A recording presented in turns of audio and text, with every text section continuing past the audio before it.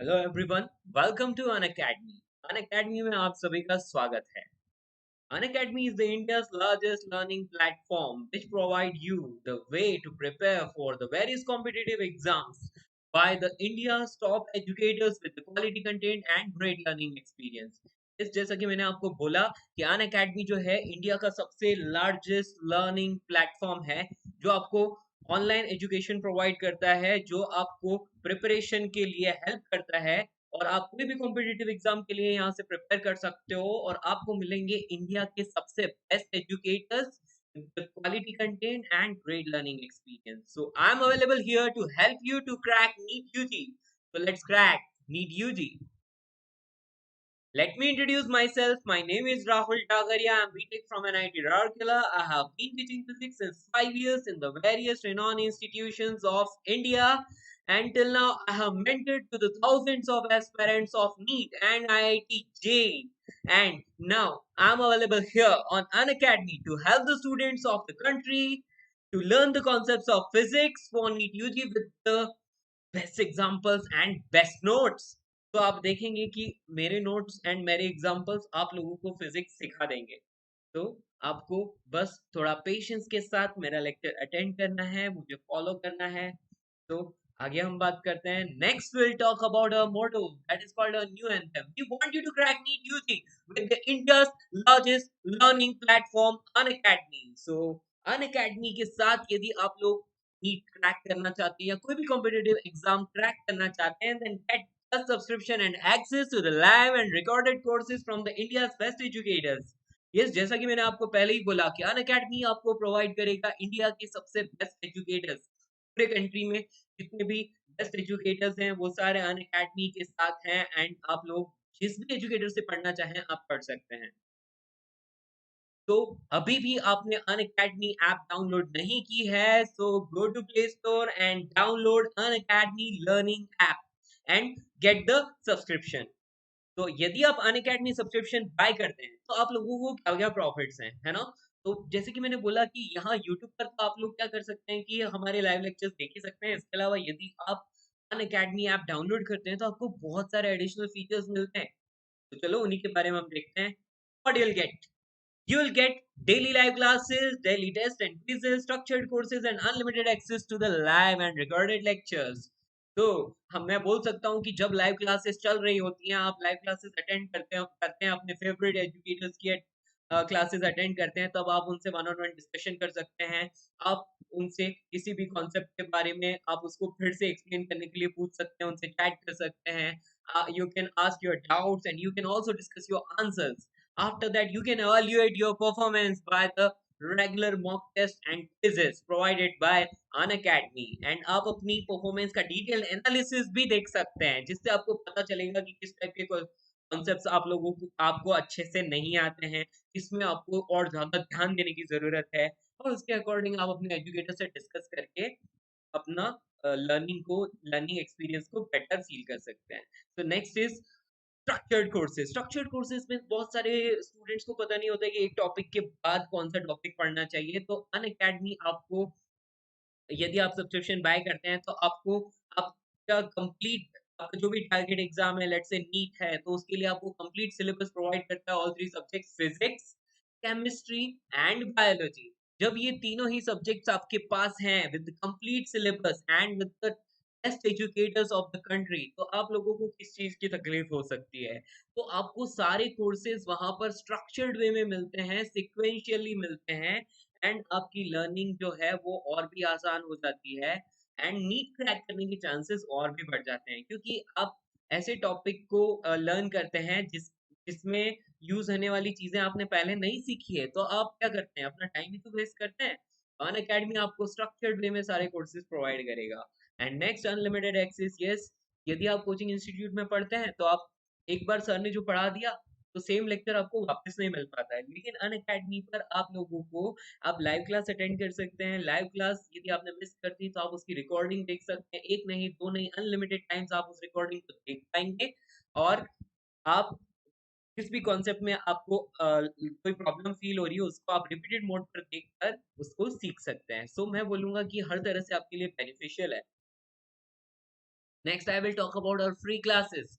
तो आप देख सकते हैं कि यूट्यूब पर हमारी free classes, free lectures available है। कोई ना कोई जैसे कि आज मैं अवेलेबल हूँ, वैसे ही कोई ना कोई एजुकेटर हमेशा लाइव लेक्चर्स प्रोवाइड कर रहा होता है, एंड आप वो लेक्चर्स अटेंड कर सकते हैं, अपने कॉन्सेप्ट सीख सकते हैं। लेकिन वहां पर आपको रैंडम टॉपिक्स मिलते हैं, आपको स्ट्रक्चर्ड वे में सारे कोर्सेज नहीं मिलते हैं। तो आप अपनी लर्निंग एक्सपीरियंस को बेटर वे में चाहते हैं तो please get the Unacademy subscription. And अब मैं बात करूंगा हमारे टॉप एजुकेटर्स के बारे में। तो आप देख सकते हैं कि हमारे टॉप एजुकेटर्स जो हैं वो reputed MBBS colleges, AIIMS, NITs and IITs से बिलोंग करते हैं, और उन्होंने बहुत ही अच्छी अच्छी रैंक्स प्रोड्यूस की है। तो डेफिनेटली आप लोगों को इंडिया के बेस्ट एजुकेटर्स यहाँ पर मिलने वाले हैं। And next I will talk about Unacademy subscription. Unacademy subscription के बारे में मैं भी आपको मैं बता देता हूँ कि यहाँ पर हमारे पास क्या क्या अवेलेबल है आपके लिए। आप अन अकेडमी सब्सक्रिप्शन बाय कर सकते हैं 1 मंथ, 3 मंथ, 6 मंथ, 12 मंथ और 24 मंथ के लिए। देखो, 1 मंथ के लिए आपको 6,000 पे करना होता है, 12 मंथ के लिए आपको 30,000, एंड 24 मंथ यानी 2 ईयर्स के लिए आपको 36,000 पे करना होता है। यहाँ पर आप देख सकते हैं कि 1 मंथ के लिए 6,000 एंड 12 मंथ के लिए 30,000, यानी कि 12 महीने के लिए, 1 साल के लिए आपको सिर्फ 5 महीने के बराबर ही फी पे करनी है, एंड 24 मंथ के लिए आपको 6 मंथ के बराबर फी पे करनी है। और यदि आप मेरा कोड यूज करते हैं RAHULD राहुल टी, यदि आप मेरा ये कोड, ये रेफरल कोड यूज करते हैं तो आपको 10% डिस्काउंट मिलेगा। तो आप 1 मंथ का सब्सक्रिप्शन सिर्फ 5,400 में बाय कर सकते हैं, 12 मंथ्स का 27,000 में, एंड 24 मंथ्स का 32,400 में बाय कर सकते हैं।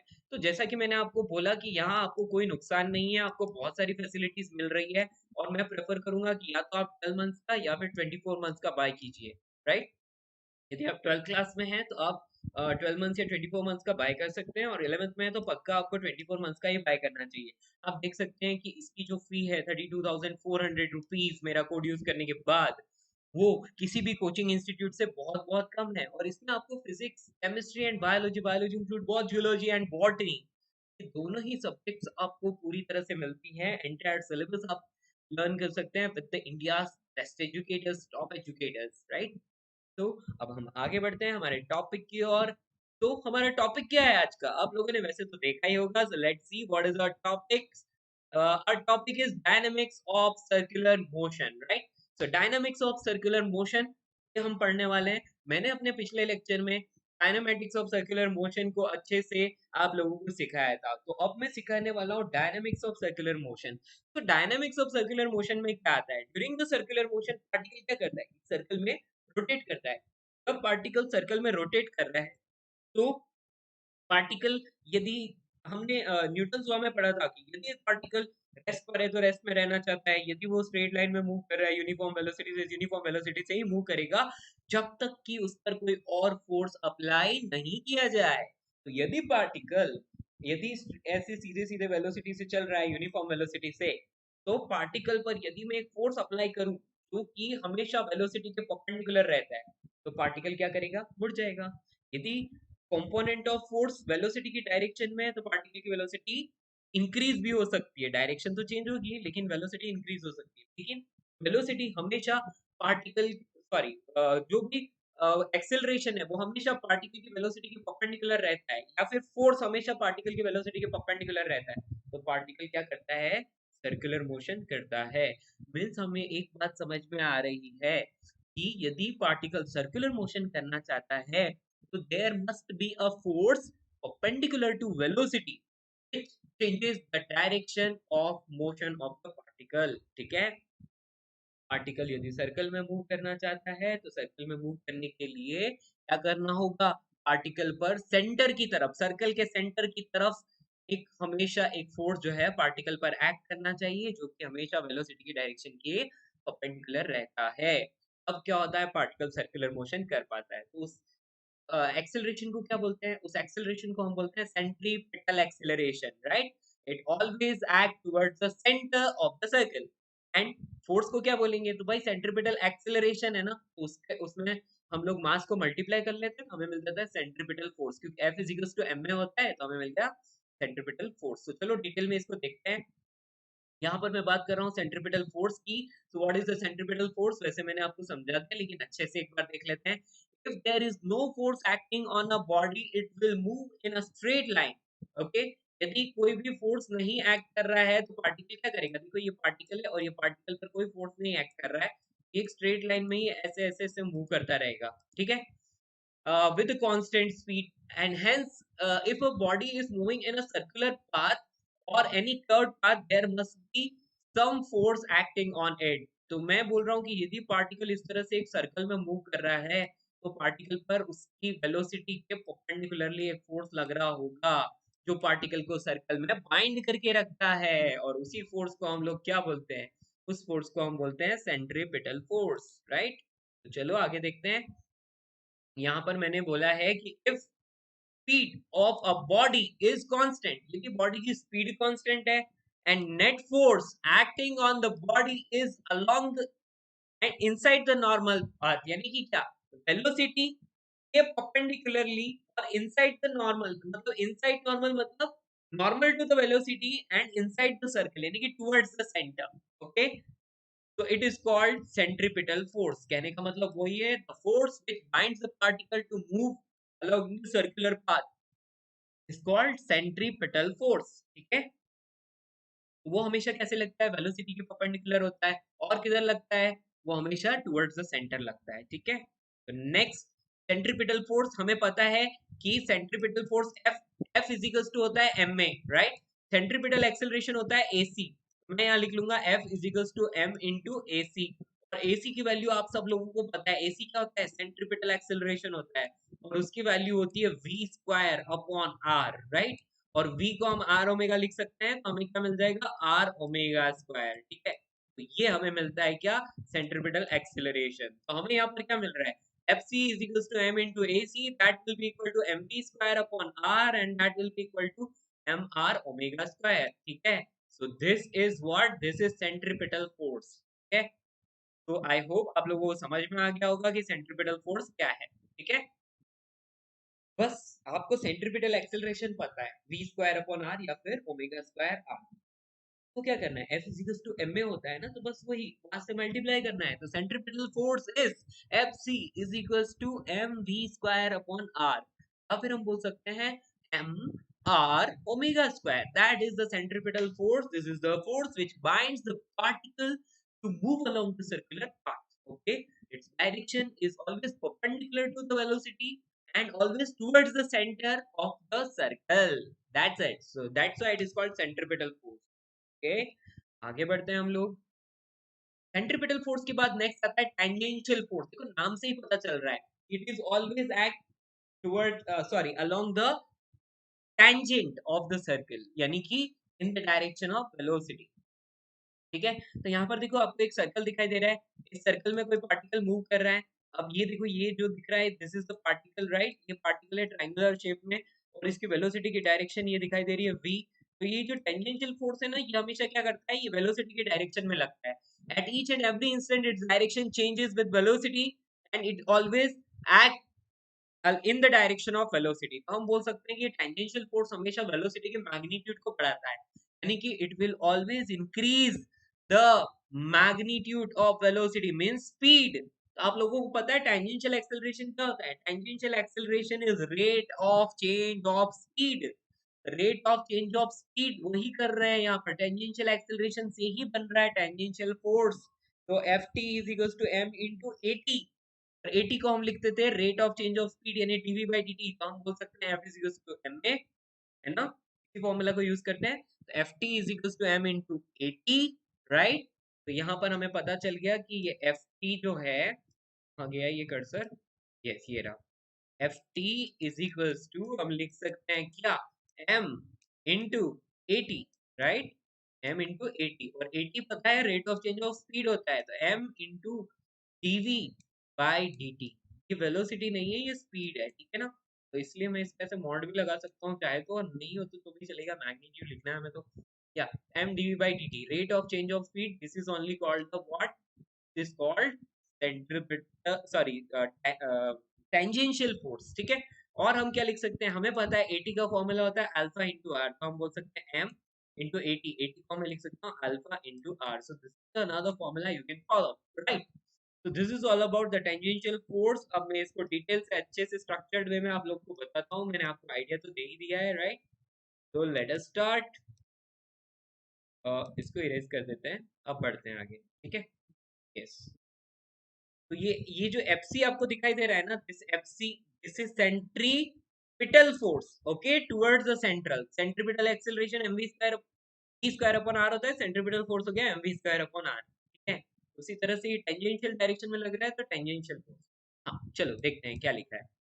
If speed of the body varies, then in addition to the centripetal force there acts along inside normal, uh, that acts along the inside normal, and there is also a force acting along the tangent of the path of the body which is called tangential acceleration। क्या कहने का मतलब है? इसका कहने का मतलब है कि यदि एक पार्टिकल सर्कुलर मोशन चल कर रहा है तो सर्कुलर मोशन के वक्त उसके पास सेंट्रीपिटल एक्सेलरेशन तो होगा ही, लेकिन उसके साथ ही एक एडिशनल फोर्स और लग रहा होगा जो उसकी स्पीड को इंक्रीज कर रहा है, and that will act along the tangent along the velocity, okay। उसी को हम बोलते हैं क्या? tangential force, that's it।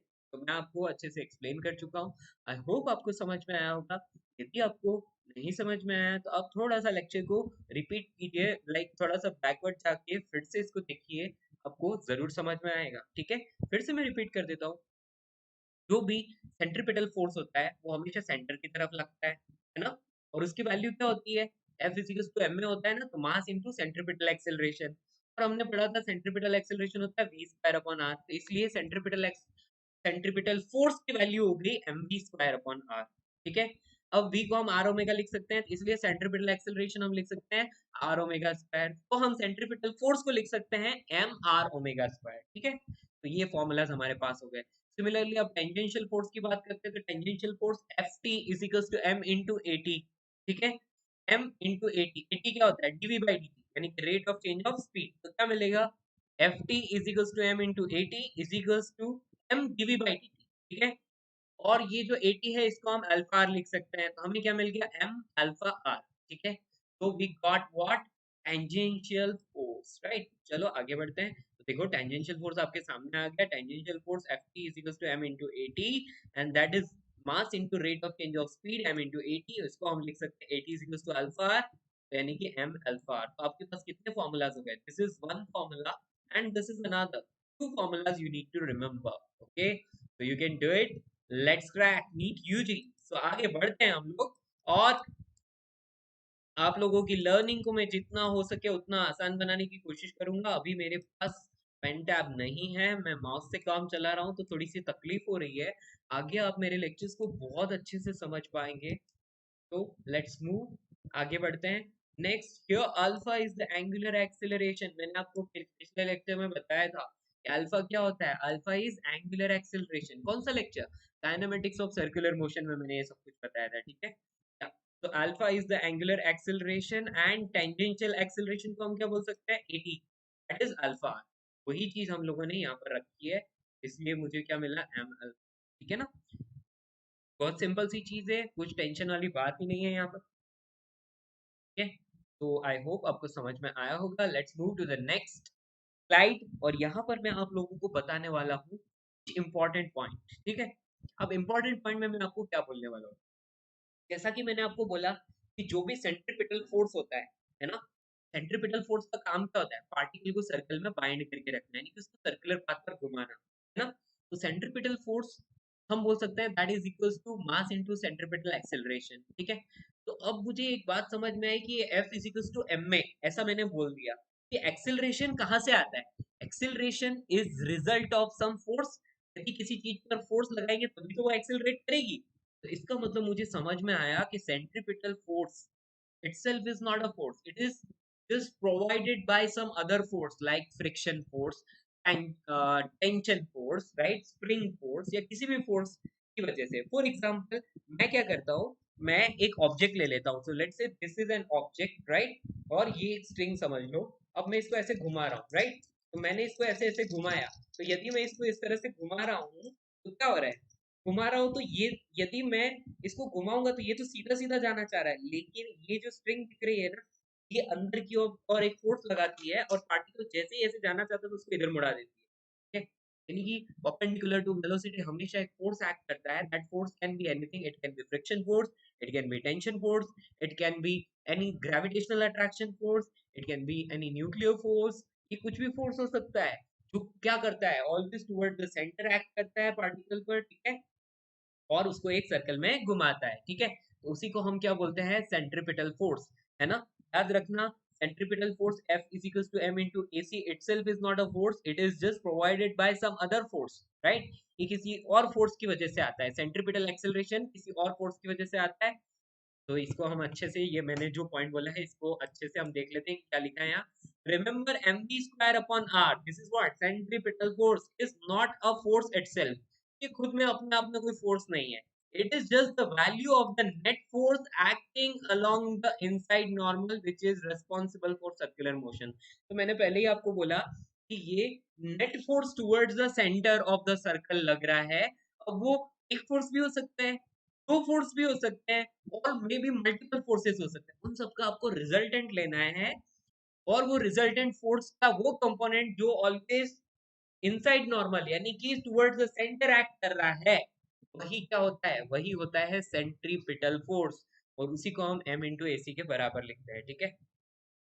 तो आपको और अच्छे से समझ में आएगा, जैसे जैसे हम इसको एप्लीकेशन लिखेंगे ना तो आपको समझ में आएगा, ठीक है. तो अभी आपको बस इतना ध्यान रखना है कि F is equals to mv square upon r. ये mv square upon r itself is not a force, it is just mass into acceleration, right. ये एक्सेलरेशन आया कहाँ से, ये किसी और फोर्स की वजह से आया. वो फोर्स कौन कौन हो सकते हैं, वो हो सकता है वो फ्रिक्शन हो सकता है वो टेंशन हो सकता है वो स्प्रिंग फोर्स हो सकता है वो ग्रेविटेशनल फोर्स हो, या हो सकता है कि ये सारे फोर्सेस भी लग रहे हो, इनका रिजल्टेंट फोर्स हो, है ना. यस. तो this force may be frictional force, normal force, tension force, spring force, gravitational force, और अ कॉम्बिनेशन ऑफ देम, ठीक है. आपको आगे जाके समझ में आएगा, डोंट वरी. इसको हम लोग न्यूमेरिकल में लेंगे ना, आपको बहुत अच्छे से इसकी फील आने वाली है, ठीक है. तो आई होप आप लोगों को अच्छे से समझ में आ रहा होगा. यदि मैं आपको एक इम्पोर्टेंट मैसेज देना चाहता हूँ इसी के साथ, कि बहुत सारे बच्चे होते हैं जो कि कमेंट सेक्शन में कुछ कमेंट्स मेंशन कर देते हैं कि अरे इतने से बच्चे हैं, क्या पढ़ा के क्या करोगे, लाइव लर्नर्स तो इतने से ही आप पढ़ा के क्या करोगे, राइट. मैं आपको बोलना चाहता हूँ कि ऐसा जरूरी नहीं है कि सारे बच्चे लाइव देख रहे हो, है ना. मैं जब भी कोई लेक्चर डालता हूँ तो विद इन 12 आवर्स मुझे वहां पर 500 व्यूज दिखाई देते हैं, राइट. तो इसका मतलब क्या है, इसका मतलब है कि बच्चे हो सकता है कि लाइव नहीं देख पा रहे हो, लेकिन बाद में भी तो देख सकते हैं क्योंकि ये तो यूट्यूब पर अवेलेबल रहेगा, है ना. तो देखो, मेहनत तो सभी लोग कर रहे हैं, कोई भी टीचर हो सभी लोग मेहनत करते हैं. आप लोग प्लीज उनकी मेहनत का ऐसे मजाक नहीं उड़ाइएगा, क्योंकि सबकी सबकी मेहनत कर रहे हैं. यदि आपकी मेहनत का कोई मजाक उड़ाता है ना तो आपको बुरा लगता है, राइट. और ये अच्छी बात नहीं है. तो एज अ स्टूडेंट आप लोगों को पोलाइट होना चाहिए, और आप लोगों को अपनी लर्निंग पर ध्यान देना चाहिए, दूसरी फालतू बातों पर ध्यान नहीं देना चाहिए. कोई फर्क नहीं पड़ता कि आपके अलावा कोई और लर्नर है या नहीं. बात सिर्फ इतनी है कि क्या आपको समझ में आ रहा है. यदि आपको समझ में आ रहा है तो आप लेक्चर को देखिए, अच्छे से समझिए, ठीक है. यही मेरा इंपॉर्टेंट मैसेज है कि प्लीज किसी भी टीचर को किसी और टीचर से कंपेयर मत कीजिए. हम सब लोग अपनी यूनिक क्वालिटी के साथ पैदा हुए हैं, और किसी को किसी से कंपेयर नहीं किया जा सकता. यदि आपके मम्मी पापा आपको आपके फ्रेंड से कंपेयर करते हैं जो कि टॉपर है या बहुत अच्छा पढ़ता है, तो आप लोगों को भी ऑब्वियसली बुरा लगता होगा, राइट. तो उसमें आपकी गलती नहीं है, ठीक है. आप लोग बस अपनी लर्निंग पर ध्यान दीजिए. पोलाइट हमेशा ज्ञान पाने की तलाश में रहिए, और इसी आशा से आप क्या कीजिए कि लेक्चर्स देखिए, आप लोग कर पाएंगे. आपको यदि कोई भी कॉम्पिटिटिव एग्जाम क्रैक करना है, आपको लाइफ में सक्सेसफुल होना है, तो आप लोगों को बड़ों की बात सुननी चाहिए, अपने गुरुओं की बात सुननी चाहिए, राइट. तो अब आगे बढ़ते हैं. मैंने आपको ये मैसेज दे दिया जो मैं आपको देना चाहता था. प्लीज कभी किसी टीचर का मजाक नहीं उड़ाइए. यदि आपको नहीं देखना है तो आप नहीं देख सकते हैं लेक्चर, लेकिन यदि आप देख रहे हैं तो प्लीज किसी के इंसल्ट मत. Thank you. आगे बढ़ते हैं हम लोग. तो मैंने क्या बोला कि यहाँ पर सेंट्रीपिटल फोर्स जो होता है वो अपने आप में एक फोर्स नहीं है ना. वो किसी और फोर्स का रिजल्ट है, लाइक फ्रिक्शन, नॉर्मल, या कोई भी फोर्स, है ना. और उसी को हम mv स्क्वायर अपॉन r के बराबर लिखते हैं, ताकि हमें क्या मिलता है, v की वैल्यू मिलता है, ठीक है. तो to solve the problem in uniform circular motion, we identify all the forces acting along normal towards the centre बोल सकते हो। Calculate the resultant and equate it to mv square upon R. कहने का क्या मतलब है? कहने का मतलब है कि लेट से ऐसे एक सर्कुलर पाथ है और एक पार्टिकल जो है वो पार्टिकल ऐसे चल रहा है, ये v वेलोसिटी है, यूनिफॉर्म वेलोसिटी। लेट से यहाँ पर सेंटर है सर्कल का, ठीक है। अब क्या हो रहा है, मुझे देखना है कि इसका सेंट्रीपिटल एक्सेलरेशन क्या है। मैं बोलूंगा कि पहले इसका सेंटर की तरफ जितने भी फोर्सेस लग रहे हैं उनको देख लें। तो सेंटर की तरफ मैंने बोल दिया कि लेट से यहाँ पर टेंशन फोर्स लग रहा है, ठीक है। मैं क्या करूंगा, tension T is equals to M into A C. बस सिंपल। ये क्या हो गया, सेंट्रीपिटल फोर्स हो गया। तो मैं इसी को बोलूंगा एफ सी। सेंट्रीपिटल फोर्स यहाँ पर कौन प्रोवाइड कर रहा है, टेंशन प्रोवाइड कर रही है, राइट। टेंशन किस में, स्ट्रिंग में, क्योंकि स्ट्रिंग से बांध कैसे घुमा रहे हैं। तो m इंटू ए सी, और ए सी की वैल्यू आपको पता है वी स्क्वायर अपॉन आर होती है, तो मैं बोल सकता हूँ M we square upon R. यहाँ से मुझे क्या मिलेगा, यहाँ से मुझे डायरेक्टली टेंशन की वैल्यू मिल जाएगी कि जब मैं एक पार्टिकल को, एम मास का एक पार्टिकल है, उसको रस्सी से बांध के ऐसे घुमाता हूँ ना, तो घुमाने पर स्ट्रिंग में टेंशन कितनी होगी, that will be equal to M we square upon are, right. इस तरह से हम लोग न्यूमेरिकल सॉल्व करेंगे। अभी बहुत सारे न्यूमेरिकल्स आने वाले हैं और आप लोग एंजॉय करने वाले हैं। तो आगे बढ़ते हैं हम लोग मेरे दोस्तों। इस चीज को मैं इरेज कर देता हूँ and let's move to the next point. क्या मैं बोलना चाह रहा हूँ आगे आपसे, क्या मेरा मैसेज है आपके लिए। Next I would like to say yes, if circular motion is non-uniform, then in addition to the above steps we also identify all the forces acting along the tangent to the circular path and calculate their resultant and equate it to m dv by dt, right. यानी कि m into at से। क्या कहने का मतलब है, simple सी बात है कि जैसे आप लोगों ने सेंट्रीपिटल एक्सेलरेशन फाइंड किया, राइट, सेंट्रीपिटल फोर्स फाइंड किया, वैसे ही, ठीक है। तो यहाँ पर मैं बोल देता हूँ कि लेट से ये एक सर्कुलर पाथ है, सर्कुलर पाथ है, तो मैंने बोल दिया कि लेट से नेट फोर्स जो लग रहा है ना वो इस डायरेक्शन में लग रहा है, एफ नेट इधर लग रहा है, और यहाँ पर ये सेंटर है। तो मैं क्या करूंगा कि लेट से यहाँ से ये कुछ अल्फा एंगल बना रहा है, तो मैं इसका centripetal and tangential force find करना चाहता हूँ। मैं इस फोर्स का क्या करूंगा, एक तो इस रेडियस के अलोंग एक कंपोनेंट ले लूँ, ठीक है। तो क्या आ जाएगा, एफ कॉस अल्फा, ठीक है, एफ कॉस अल्फा, ओके। और इसका टेंजेंट के अलोंग भी एक कंपोनेंट ले लूंगा, तो वो हो जाएगा एफ साइन अल्फा, ठीक है, एफ साइन अल्फा। ये दो फोर्सेस हो गए। तो ये जो फोर्स दिख रहा है F sine alpha, this is only what, this is tangential force F T, ठीक है। और ये जो फोर्स दिख रहा है F cos alpha, that is centripetal force F C, ठीक है। एफ सी को हम क्या लिख सकते हैं, एफ सी को हम लिख सकते हैं M we square upon R के बराबर। तो यहाँ से आपको स्पीड या जो भी फाइंड करना चाहो मिल जाएगा, ठीक है। एफ टी को हम लिख सकते हैं एम इंटू ए टी, है ना। और m इंटू ए टी की वैल्यू आपको पता ही है। आप या तो ये लिख सकते हो क्या, m dv बाई dt, या फिर m अल्फा r लिख सकते हो, ठीक है। अब कुछ आपको दोनों फॉर्मूलाज याद है एटी के, तो आप यूज कर सकते हो और आप क्वेश्चन को अच्छे से सॉल्व कर सकते हो। That's it, this is the simple concept, you can follow, right. अब इसका हम लोग न्यूमेरिकल में एप्लीकेशन देखेंगे। जैसे ही न्यूमेरिकल्स में आप इसके एप्लीकेशन देखते हैं, आपको बहुत अच्छे से समझ में आने वाला है ये सब कुछ, right. Let's move to the next slide. आपके सामने क्वेश्चन नंबर 1 लिखा है। क्वेश्चन नंबर 1 में आप लोगों को क्या बोला है, क्वेश्चन नंबर 1 में आपको बोला है ब्लॉक ऑफ मास 2 kg, ठीक है। फर्स्ट इन्फॉर्मेशन मास दे दिया, is tied to a string of length 2 metre, string की लेंथ भी दे दी, ठीक है। अब दे रखा है कि other end of which is fix, यानी कि उसका एक एंड जो है वो फिक्स है, and the block is moved on a smooth horizontal table. एक हॉरिजॉन्टल टेबल में उसको रखा और उसको मूव करवा दिया, ठीक है, with a speed of 5 metre per second. अब क्या करेगा, उसको स्पीड 5 मीटर पर सेकंड की थी, तो ऐसे सर्कुलर पाथ में ऐसे घूमेगा, ठीक है। Find the tension in the string. देखो यहाँ पर मैंने बता दिया आपको, यहाँ डायग्राम बना दिया। यहाँ पर क्या दिख रहा है, सेंटर ऑफ द सर्कल है, यहाँ पर स्ट्रिंग का एक एंड जो है वो फिक्स है, पार्टिकल ये रहा। अब इस पार्टिकल को 5 मीटर पर सेकंड की एक वेलोसिटी दे दी, तो क्या करेगा, क्योंकि यहाँ स्ट्रिंग लगी हुई है, तो स्ट्रिंग उसको इस सर्कल से डेविएट नहीं होने देगी, क्योंकि स्ट्रिंग की लेंथ फिक्स है, तो मतलब पार्टिकल इस तरह से घूमेगा, राइट। तो क्योंकि पार्टिकल इधर घूम रहा है, तो रस्सी में क्या आएगा, रस्सी में खिंचाव आएगा, टेंशन आएगी। उस टेंशन को मैं टी बोल देता हूँ, क्या बोल देता हूँ, टी, ठीक है।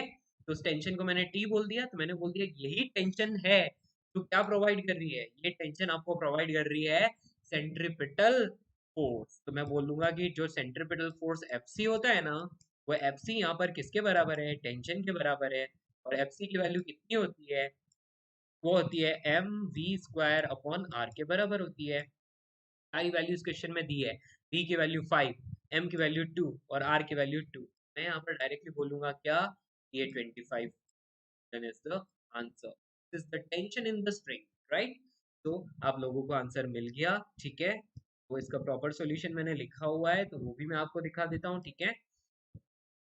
तो प्रॉपर सॉल्यूशन ये रहा, ठीक है। सबसे पहले टेंशन वही क्या है, सेंट्रीपिटल फोर्स है, T is to mv square upon r, right. हो गया। तो हमने वैल्यूज रख दी, we got the 25 newton is the answer, right. Centripetal force कौन प्रोवाइड कर रहा है यहाँ पर, टेंशन प्रोवाइड कर रहा है, कोई और फोर्स नहीं। टेंशन फोर्स ही यहाँ पर सेंट्रीपिटल का काम कर रहा है। ओके, नेक्स्ट आगे बढ़ते हैं। Question number 2, particle of mass 10 kg। तो ये पार्टिकल है जिसका मास है 10 kg, is moving with a speed of 10 meter per second along a circular path of radius 4 meters. Find the centripetal and tangential force acting on it. जो भी centripetal and tangential force इसके ऊपर लग रहा है वो हमें फाइंड करना है, ठीक है। तो अब देखो यहाँ पर फिर से हमें tangential and centripetal force find करना है, तो चलो इसको फाइंड करते हैं। देखो सिंपली मास दे रखा है, उसके बाद स्पीड दे रखी है और रेडियस दे रखी है ना। और बोल रखा है कि ये स्पीड जो है वो कैसी है, obviously with the speed of the, मतलब एक यूनिफॉर्म स्पीड है। तो जब भी स्पीड यूनिफॉर्म है तो rate of change of speed है ना, M dv by dt by rate of change of speed. भाई स्पीड चेंज ही नहीं हो रही है, मतलब rate of change of speed क्या हो जाएगी, जीरो। मतलब dv बाई dt की वैल्यू जीरो होगी, तो यहाँ आ जाएगा जीरो। मतलब मैं बोलूंगा टेंजेंशियल फोर्स तो भाई जीरो लग रहा है ना, कोई टेंजेंशियल फोर्स नहीं है। फिर मैं बात करता हूँ सेंट्रीपिटल फोर्स की। सेंट्रीपिटल फोर्स क्या होता है, F C is equal to M into A C, right. और ए सी की वैल्यू होती है वी स्क्वायर अपॉन आर, तो मैं बोलूंगा m we square upon are, right. अब सारी वैल्यूज इसमें रखो। एम की वैल्यू है कितनी, 10 kg। वी स्क्वायर 10 मीटर पर सेकेंड है, मतलब वो 100 हो गया। तो यहाँ पर ये 1000 आ गया, divide by 4, answer is 250 newton, right. Answer is 250 newton, that's it. So this is the centripetal and tangential force, ठीक है। तो f C is to M we square upon r directly लिख लिया, 250 न्यूटन। उसके बाद speed is constant, speed constant है, इसका मतलब एफ टी टेंजेंशियल फोर्स कितना आएगा, जीरो आएगा, दैट्स इट। इसके बाद अगला प्रश्न आप लोगों के सामने है ना, तो बहुत ही सिंपल सा क्वेश्चन है। आपको एक रिंग जैसा दिखाई दे रहा है ना, एक तरह से हम बोल सकते हैं कि एक ग्रूव है, या फिर हम एक रिंग ही समझ लो, थाली है ऐसे समझ लो। थाली के अंदर एक आइस का टुकड़ा रख दिया और उसको ऐसे टेंजेंशियली वेलोसिटी दे दी, तो क्या करेगा, ऐसे ऐसे घूमेगा। सीधा जाना चाहता है लेकिन जा नहीं पाएगा, उसकी वॉल के अलोंग ऐसे ऐसे सर्कुलर मोशन करेगा, ठीक है। तो हम बोल लेंगे a particle of mass m is equals to 2 kg, right? So particle of mass 2 kg moves with a speed of 20 centimeter per second, not meter per second, it is centimetre पर second. आप लोगों को units का भी ध्यान रखना होगा। यदि आपने यूनिट्स का ध्यान नहीं रखा तो कॉन्सेप्ट सही होते हुए भी आपका आंसर गलत हो जाएगा और आपके मार्क्स चले जाएंगे और एक नेगेटिव और एक्स्ट्रा मिलेगा, है ना। तो आप लोगों को हमेशा यूनिट्स का ध्यान रख के ही क्वेश्चन को सॉल्व करना है ना। तो यहाँ पर मैंने बोला कि a particle of mass 2 kg moves with a speed of 20 centimeter per second against a smooth fixed vertical circular groove। Actually इसको सर्कुलर वॉल बोल दो चलेगा, है ना। ऑफ रेडियस 10 सेंटीमीटर, तो मतलब इस सर्कल की जो रेडियस है that is 10 centimetre, kept on a smooth horizontal surface। इस सबको कहाँ रख दिया, एक हॉरिजॉन्टल सरफेस पर रख दिया। कहने का मतलब ये है कि एक रिंग है, इस तरह से सर्कुलर वॉल्स हैं और उनको एक हॉरिजॉन्टल सरफेस पर रखा है, वो बिल्कुल स्मूथ है, ठीक है। उसमें एक पार्टिकल को, इससे 2 kg का पार्टिकल है, उसको एक वेलोसिटी दी, तो क्या करेगा, ऐसे ऐसे वॉल के, तो वॉल के सपोर्ट में जाना ऐसे चाह रहा है लेकिन वो वॉल से यहाँ से इसके अलोंग ऐसे मूव करेगा, ठीक है ना, राइट। तो क्या करेगा, वॉल के साथ साथ ऐसे बहुत तक हुआ देखा है, राइट, मेले वगैरह में दिखा होगा, वो बाइक चलाता है, राइट। बाइक चलाता है वो ऐसे ऐसे ऐसे वॉल पर घूमता रहता है ना। वो वॉल पर जो घूम रहा है वो क्या कर रहा है, वॉल उस पर एक फोर्स लगा रही है, दैट इज नॉर्मल फोर्स। ये तो नीचे लग रहा है लेकिन ऊपर क्या लग रहा है, एक नॉर्मल फोर्स लग रहा है, राइट। वही नॉर्मल फोर्स उस डेथ वेल में उस बाइक को क्या प्रोवाइड करता है, एक सेंट्रीपिटल फोर्स प्रोवाइड करता है और उसी की वजह से वो एक सर्कल में क्या करता है, मूव करता है, ठीक है। यहाँ पर मैं बोल सकता हूँ in this question the centripetal force is provided by the normal reaction of the vertical wall. समझ में आया। देखो पार्टिकल तो सीधा जाना चाह रहा है लेकिन ये वॉल से टकरा रहा है, वॉल को टच कर रहा है, वॉल से ऐसे इस तरह से घूम रहा है, इसका मतलब क्या है, वॉल उसको धक्का देके रख रही है ना, उसको बाहर नहीं जाने दे रही है, उसको सर्कल में घुमा रही है। भाई वॉल उसको सर्कल में घुमा रही है तो मतलब वॉल कौन सा फोर्स लगाएगी, वॉल तो नॉर्मल फोर्स लगाएगी। तो नॉर्मल फोर्स प्रोवाइड करता है कौन, wall, and always towards the centre. इसका मतलब मुझे समझ में आया कि जो नॉर्मल फोर्स है वही सेंट्रीपिटल फोर्स है, तो मैं डायरेक्टली बोलूंगा N is equals to what, M V square upon R। ठीक है, N is equals to M we square upon r. M की वैल्यू 2 kg लगा सकते हैं, V स्क्वायर की वैल्यू है ना, यहाँ पर V क्या है, V इज 20 सेंटीमीटर पर सेकेंड। इसको यदि मैं मीटर पर सेकेंड में कन्वर्ट करता हूँ तो मुझे क्या मिलेगा, 0.2 मीटर पर सेकेंड, है ना। 0.2 का स्क्वायर क्या होता है, 0.04, 0.04 मीटर पर सेकेंड, मीटर पर सेकेंड, है ना। उसका स्क्वायर लग रहा है, ठीक है। नीचे डिवाइड बाय आर, आर की वैल्यू कितनी है, आर इज 10 सेंटीमीटर, तो 10 सेंटीमीटर को मैं बोल सकता हूँ what, 0.1 centimetre. Answer is what, 0.8 Newton is the answer. So this is the normal reaction on the mass by the walls of the circular groove. That's it.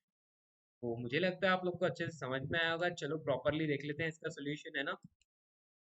यहाँ लिखा है कि centripetal force is provided by the normal reaction of vertical wall और normal reaction of the floor. हाँ, पहले तो normal reaction of floor भी पूछा है ना, तो नॉर्मल रिएक्शन ऑफ फ्लोर कैसे फाइंड करें। तो यार सिंपल ना, ये हॉरिजॉन्टल जो फ्लोर था उसके ऊपर पार्टिकल रखा है, तो यार वर्टिकल डायरेक्शन में तो नीचे की ओर लगेगा gravitational force, that is how much, mg।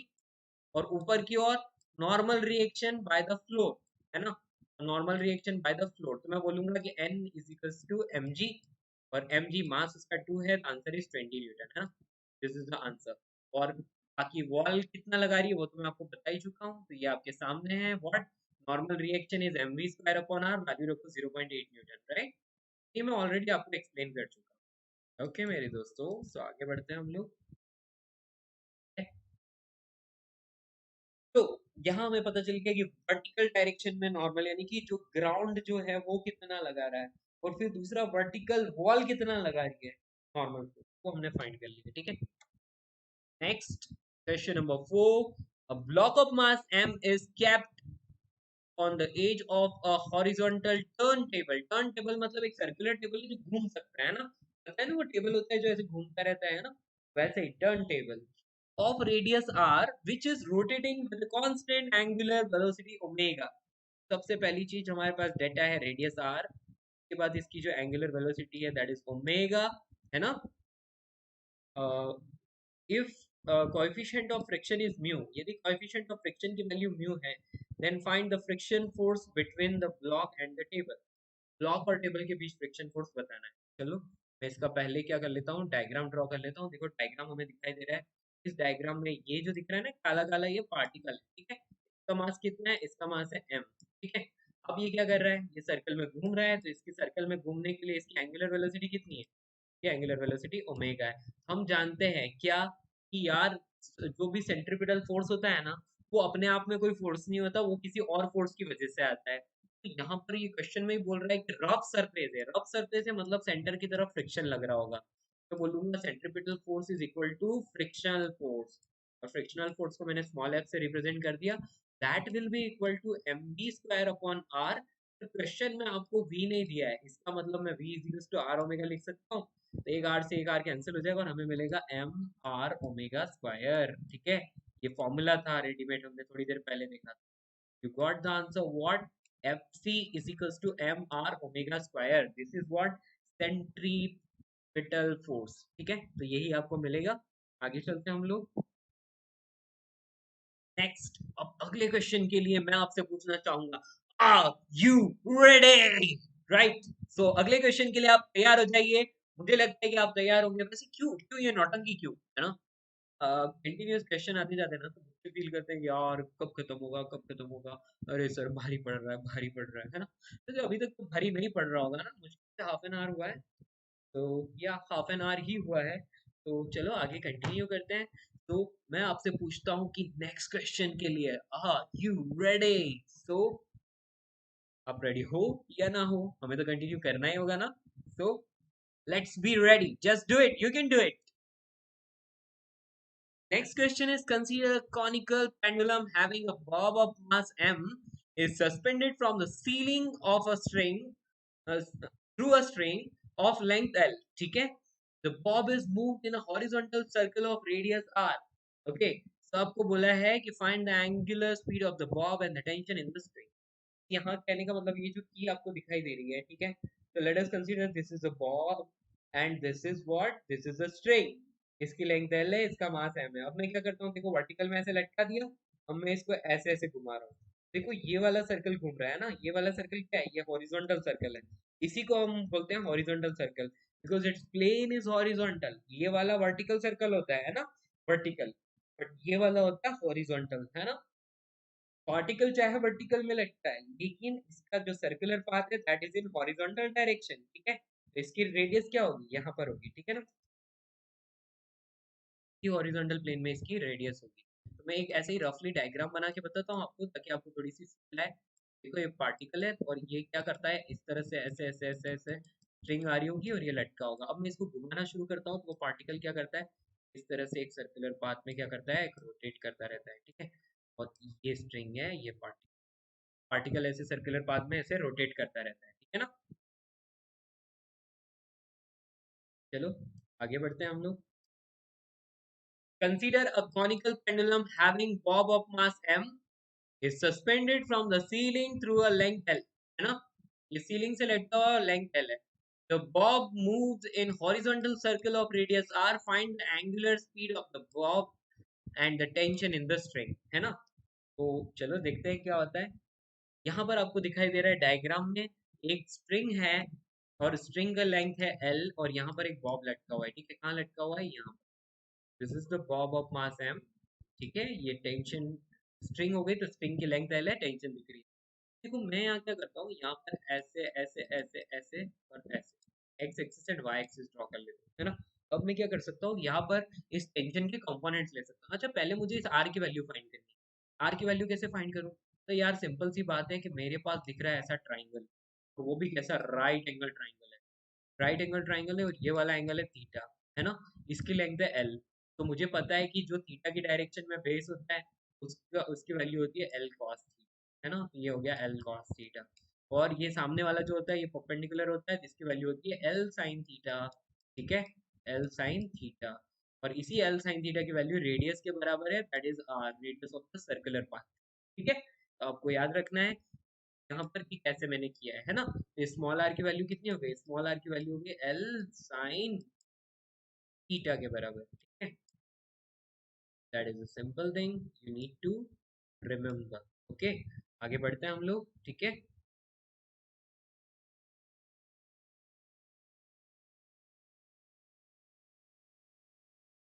My dear friends, let's move.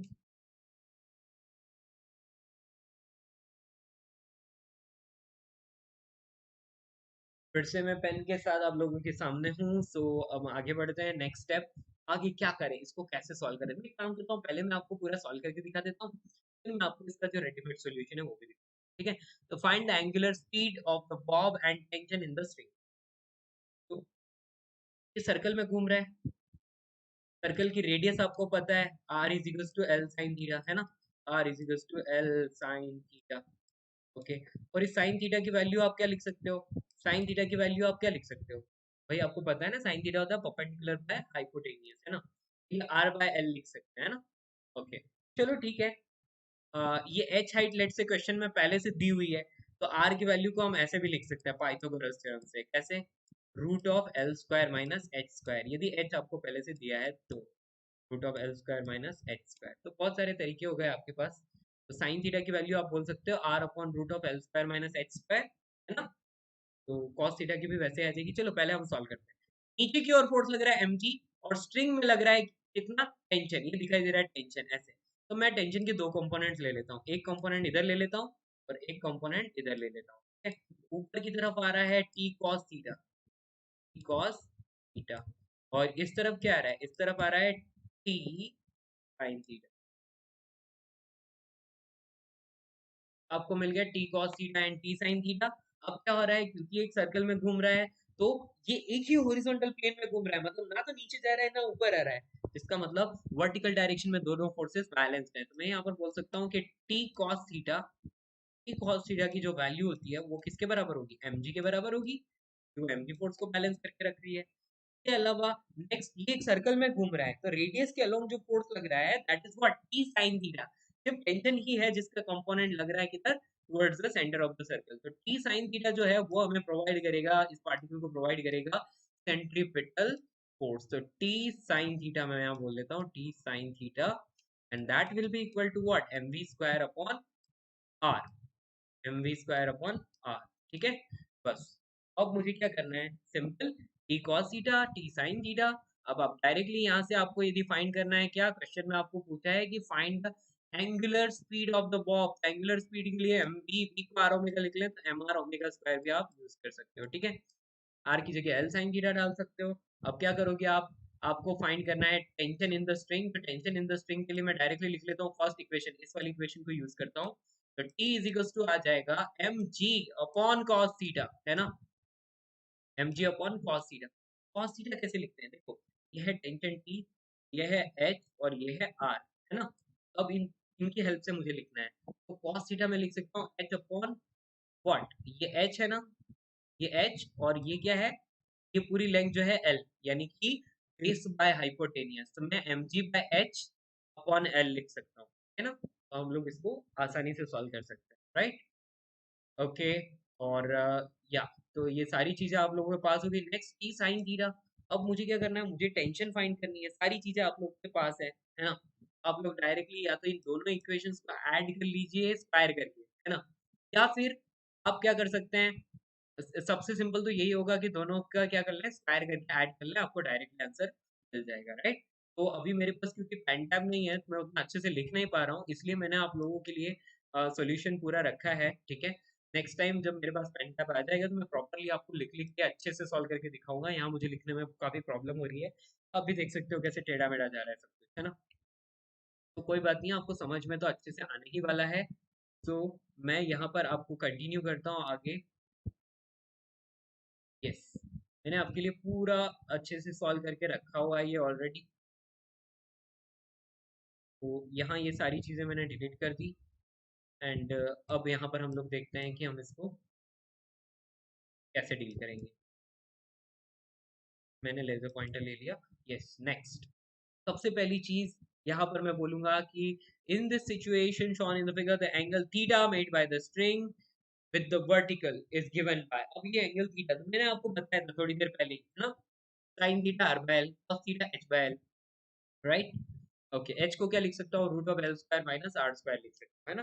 तो वो डिपेंड करता है, देखो क्वेश्चन में r दिया हुआ है ना, h नहीं दिया हुआ है, तो इसलिए r दिया हुआ है तो r is non quantity, h unknown है। h को हम पाइथागोरस थ्योरम से लिख सकते हैं, h is equal to what, under root of l square minus r square. पता है ना आपको, perpendicular square plus base square is equal to hypotenuse square.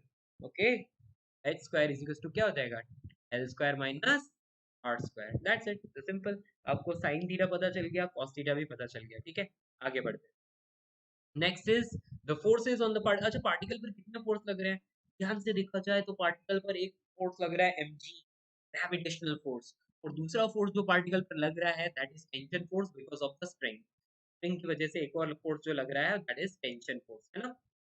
ये दो फोर्सेस एक्ट कर रहे हैं, tension force and mg force, बस वही हम लोगों को आगे बात करनी है। अब क्या करेंगे, टेंशन जो है देखो, mg फोर्स तो y डायरेक्शन में है, लेकिन टेंशन जो है x और y के बीच में है, तो अब मुझे उसका क्या करना पड़ेंगे, कंपोनेंट्स लेने पड़ेंगे, ठीक है ना। तो इसमें हम आगे देख सकते हैं t cos थीटा इधर कंपोनेंट हो जाएगा, t sin थीटा इधर कंपोनेंट हो जाएगा, q हो जाएगा। अभी थोड़ी देर पहले ही मैंने आप लोग को बताया था, फिर से बता रहा हूँ एक बार कि यदि यदि ये वाला एंगल थीटा है, देखो ये वाला एंगल थीटा है, तो अल्टरनेट एंगल थ्योरम से ये वाला एंगल भी थीटा होगा, ठीक है। This angle will also be theta, और ये एंगल थीटा है तो जिधर थीटा होता है उधर कॉस आता है, तो ये टी कॉस थीटा आ गया, और इस तरफ क्या आ जाएगा, इस तरफ आ जाएगा टी साइन थीटा, ठीक है। ये टी साइन थीटा आप लोगों के सामने आ गया, cos theta and T sine theta forces के कंपोनेंट्स ले लिए। नेक्स्ट आगे बढ़ते हैं हम लोग। The particle is moving in a circle with a constant speed v, thus the radial acceleration towards the center has magnitude v square upon r। तो जैसे कि मैंने आपको पहले ही बताया कि towards the center क्या लगेगा, obviously centripetal force लगेगा, एंड नीचे की तरफ क्या लगेगा, नीचे की ओर mg लगेगा। तो नीचे mg हो गया, ऊपर की ओर क्या लगेगा, ऊपर की ओर लगेगा T cos theta, right, T cos theta. और इस तरफ कौन लग रहा है, इस तरफ लग रहा है टी साइन थीटा, ऑलरेडी बता चुका हूँ आपको, है ना। बस ये टी साइन थीटा की आपको m we square upon r provide करेगा और टी कॉस थीटा एम के बराबर होगा, राइट। तो यहाँ पर है resolving the forces along the radial direction applying the Newton second law. Newton second law मतलब F is equals to M A. तो अभी आपको पहले ही बोला था कि सेंट्रीपिटल फोर्स जो होता है टुवर्ड्स द सेंटर, जो भी फोर्स आ रहा होता है वो उसी वजह से होता है। यहाँ टी साइन थीटा की वजह से, तो T sine theta is equals to M we square upon r, ठीक है। The t sine theta is equals to M we square upon r. And उसके बाद there is no acceleration in vertical. Vertical में मैंने बोला कि एक horizontal plane में ही घूम रहा है, मतलब ऊपर नीचे नहीं जा रहा है, मतलब ऊपर नीचे की तरफ कोई एक्सेलरेशन नहीं है, यानी कि वर्टिकल डायरेक्शन में जीरो एक्सेलरेशन। तो t cos theta m g दोनों एक दूसरे को क्या करके रखेंगे, बैलेंस करके रखेंगे। तो मैं लिखूंगा t cos theta is equal to M G, ठीक है। बाकी इसको सॉल्व करना है तो यार सिंपल सी बात है, टेंशन फाइंड करनी है तो कॉस थीटा की वैल्यू रखो। और कॉस थीटा की वैल्यू क्या आई थी, तो m g upon cos theta, sorry यहाँ से ये वाला स्टेप से टी की वैल्यू आ रही है mg upon cos theta, mg लिख लिया। और cos थीटा की value h by l, h मतलब root of l square minus r square, root of l square minus r square upon l. तो ये आंसर आ जाएगा, ठीक है। या तो यहाँ पर पहले स्पीड लिखी है, एक्चुअली पहले ओमेगा फाइंड कर रहे हैं इसीलिए, है ना। तो वो टेंशन तो सेकंड क्वेश्चन है, चलो पहले स्पीड की बात कर लेते हैं। तो हमने क्या किया कि देखो ये जो साइन थीटा दिख रहा है, ये साइन थीटा और ये कॉस थीटा। तो साइन थीटा में कॉस थीटा डिवाइड, मतलब इक्वेशन वन में टू को, सॉरी टू में थ्री को डिवाइड कर दिया, तो दोनों को डिवाइड करेंगे, sign theta by cos theta tan theta, और टी से टी कैंसिल। और यहाँ क्या है, m से m कैंसिल हो जाएगा तो सिर्फ बचेगा v square upon r g. तो tan theta is equals to v square upon r g बचा, राइट। और v की वैल्यू आ रही है क्या, under root of are g tan theta. तो ये बहुत सारे तरीके हो गए, यहाँ पर r पता था इसलिए वो स्क्वायर करके ऐड करना, वो सब करने की जरूरत नहीं, डायरेक्टली आप कर सकते हैं। यहाँ पर क्या, tan theta is equals to v square upon r g. Second और थर्ड इक्वेशन का डायरेक्टली आप रेशियो ले लीजिए, you will get p is equals to root of are g tan theta. ये तो आपको मिल गया, आपको क्या फाइंड करना है, आपको ट्रायंगुलर वेलोसिटी फाइंड करना है। v is equals to r omega होता है ना। Omega is equals to v by r, क्या होता है, omega is equals to v by r। इस चीज में ही हम क्या करते हैं, r को डिवाइड करते हैं, हमें क्या मिलेगा, g tan theta divide by r का root, tan theta divide by, यही आपको मिलने वाला है। Let's move to the next slide. तो ये आपको मिल गया क्या, omega is equal to v by r, तो g tan theta by r, right. tan theta की वैल्यू रख लो आप, क्या थी tan थीटा की वैल्यू, अभी आपको बताया था tan theta is what, perpendicular by base, है ना। तो या आप लोगों को यहाँ फिर से लिख के बता देता हूँ, देखो ये ट्राइंगल एच, ये एल, ये आर और ये थीटा, है ना। साइन थीटा, साइन थीटा की वैल्यू क्या आएगी, sine theta is r by l. Cos theta, cos theta की वैल्यू आएगी व्हाट, एच बाय एल। तो tan थीटा की वैल्यू कितनी आएगी, sine theta by cos theta, मतलब आर बाय एच, बस। और एच की वैल्यू आपको पता ही है, under root of l square plus r square. यहाँ पर वैल्यू रख ली, tan थीटा की जगह क्या लिख लिया, आर बाय एच, तो आर से आर कैंसिल हो जाएगा, जी बाय एच बचा। एच की वैल्यू कितनी है, एच की वैल्यू एल कोस थीटा या फिर under root of l square minus r square. You got the value of omega. After that tension की बात करेंगे। तो टेंशन मैंने ऑलरेडी आपको बता दिया क्या है, m g upon cos theta. और कॉस थीटा की वैल्यू आपको पता ही है, ये जो कि मैंने पीछे आपको बताया था लास्ट स्लाइड में, या दिस वन, है ना, दिस इज द टेंशन। तो आप लोग अच्छे से समझ गए होंगे। Let's move next question, move to the next question, a block। देखो अच्छे अच्छे क्वेश्चंस आप लोगों के सामने आ रहे हैं, यदि ये क्वेश्चंस आप अच्छे से एक बार सीख गए तो आपको थोड़े क्वेश्चंस और प्रैक्टिस करने पड़ेंगे और आप सर्कुलर मोशन पे महारत हासिल कर सकते हैं, है ना। तो आप नीट आसानी से क्रैक कर सकते हैं, बहुत डिफिकल्ट नहीं है। मन के हारे हार है, मन के जीते जीत, इसलिए अपने मन को कभी नहीं हारने देना, हमेशा पॉजिटिव रहना। Block of mass m is tied to a spring constant k। एक स्प्रिंग है जिसका स्प्रिंग कांस्टेंट k है, और उससे क्या कर दिया, एक ब्लॉक को अटैच कर दिया, ठीक है। Neutral length l। अब स्प्रिंग जो है ना, स्प्रिंग जब खींची हुई नहीं थी ना, तब उसकी जो नेचुरल लेंथ जो थी, उसकी नेचुरल लेंथ है ना, तो वो नेचुरल लेंथ क्या थी, न्यूट्रल स्टेट, यानी कि बिना किसी एक्सटेंशन के, तो वो हो गई l, ठीक है। And other and of the spring is fixed at o, किसी एक पॉइंट पर उस एंड को फिक्स कर दिया, तो ये फिक्स यहाँ पर कर दिया, यहाँ से स्प्रिंग जा रही है और यहाँ पर एक ब्लॉक लगा दिया दूसरे एंड पर।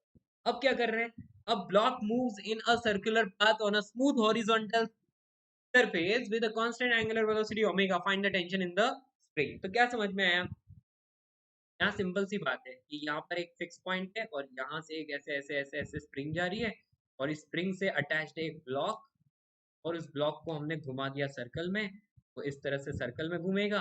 सर्कल में घूमेगा तो ऑब्वियसली सर्कल में घूमेगा, पार्टिकल की टेंडेंसी तो सीधा जाने की है, लेकिन क्या करता है, स्प्रिंग उसको खींचती है। स्प्रिंग खींचती है मतलब स्प्रिंग में टेंशन आता है, इसका मतलब स्प्रिंग की लेंथ चेंज होगी। स्प्रिंग की लेंथ जो होगी अब वो कुछ नई लेंथ बन जाएगी, that will B L plus x. देखो पहले सिर्फ एल लेंथ थी, अब कुछ एक्सटेंशन भी होगा because of tension in the spring, है ना। वो जो लेंथ होगी, नई लेंथ होगी, वो सर्कल के रेडियस की तरह एक्ट करेगी और उस रेडियस की वैल्यू होगी एल प्लस एक्स। ठीक है, तो बस आपको कुछ नहीं करना है, एम आर ओमेगा स्क्वायर मतलब m into l plus x omega square, right, that will be equal to spring force. Spring force की वैल्यू है के एक्स। बस सिंपल सॉल्व करेंगे, आंसर आएगा। तो यहाँ पर मैंने देखो ये डायग्राम बना रखा है, ठीक है। तो जब ये ऐसे ओमेगा एंगुलर वेलोसिटी घूमते हैं तो इसकी लेंथ जो होती है वो होती है L plus x.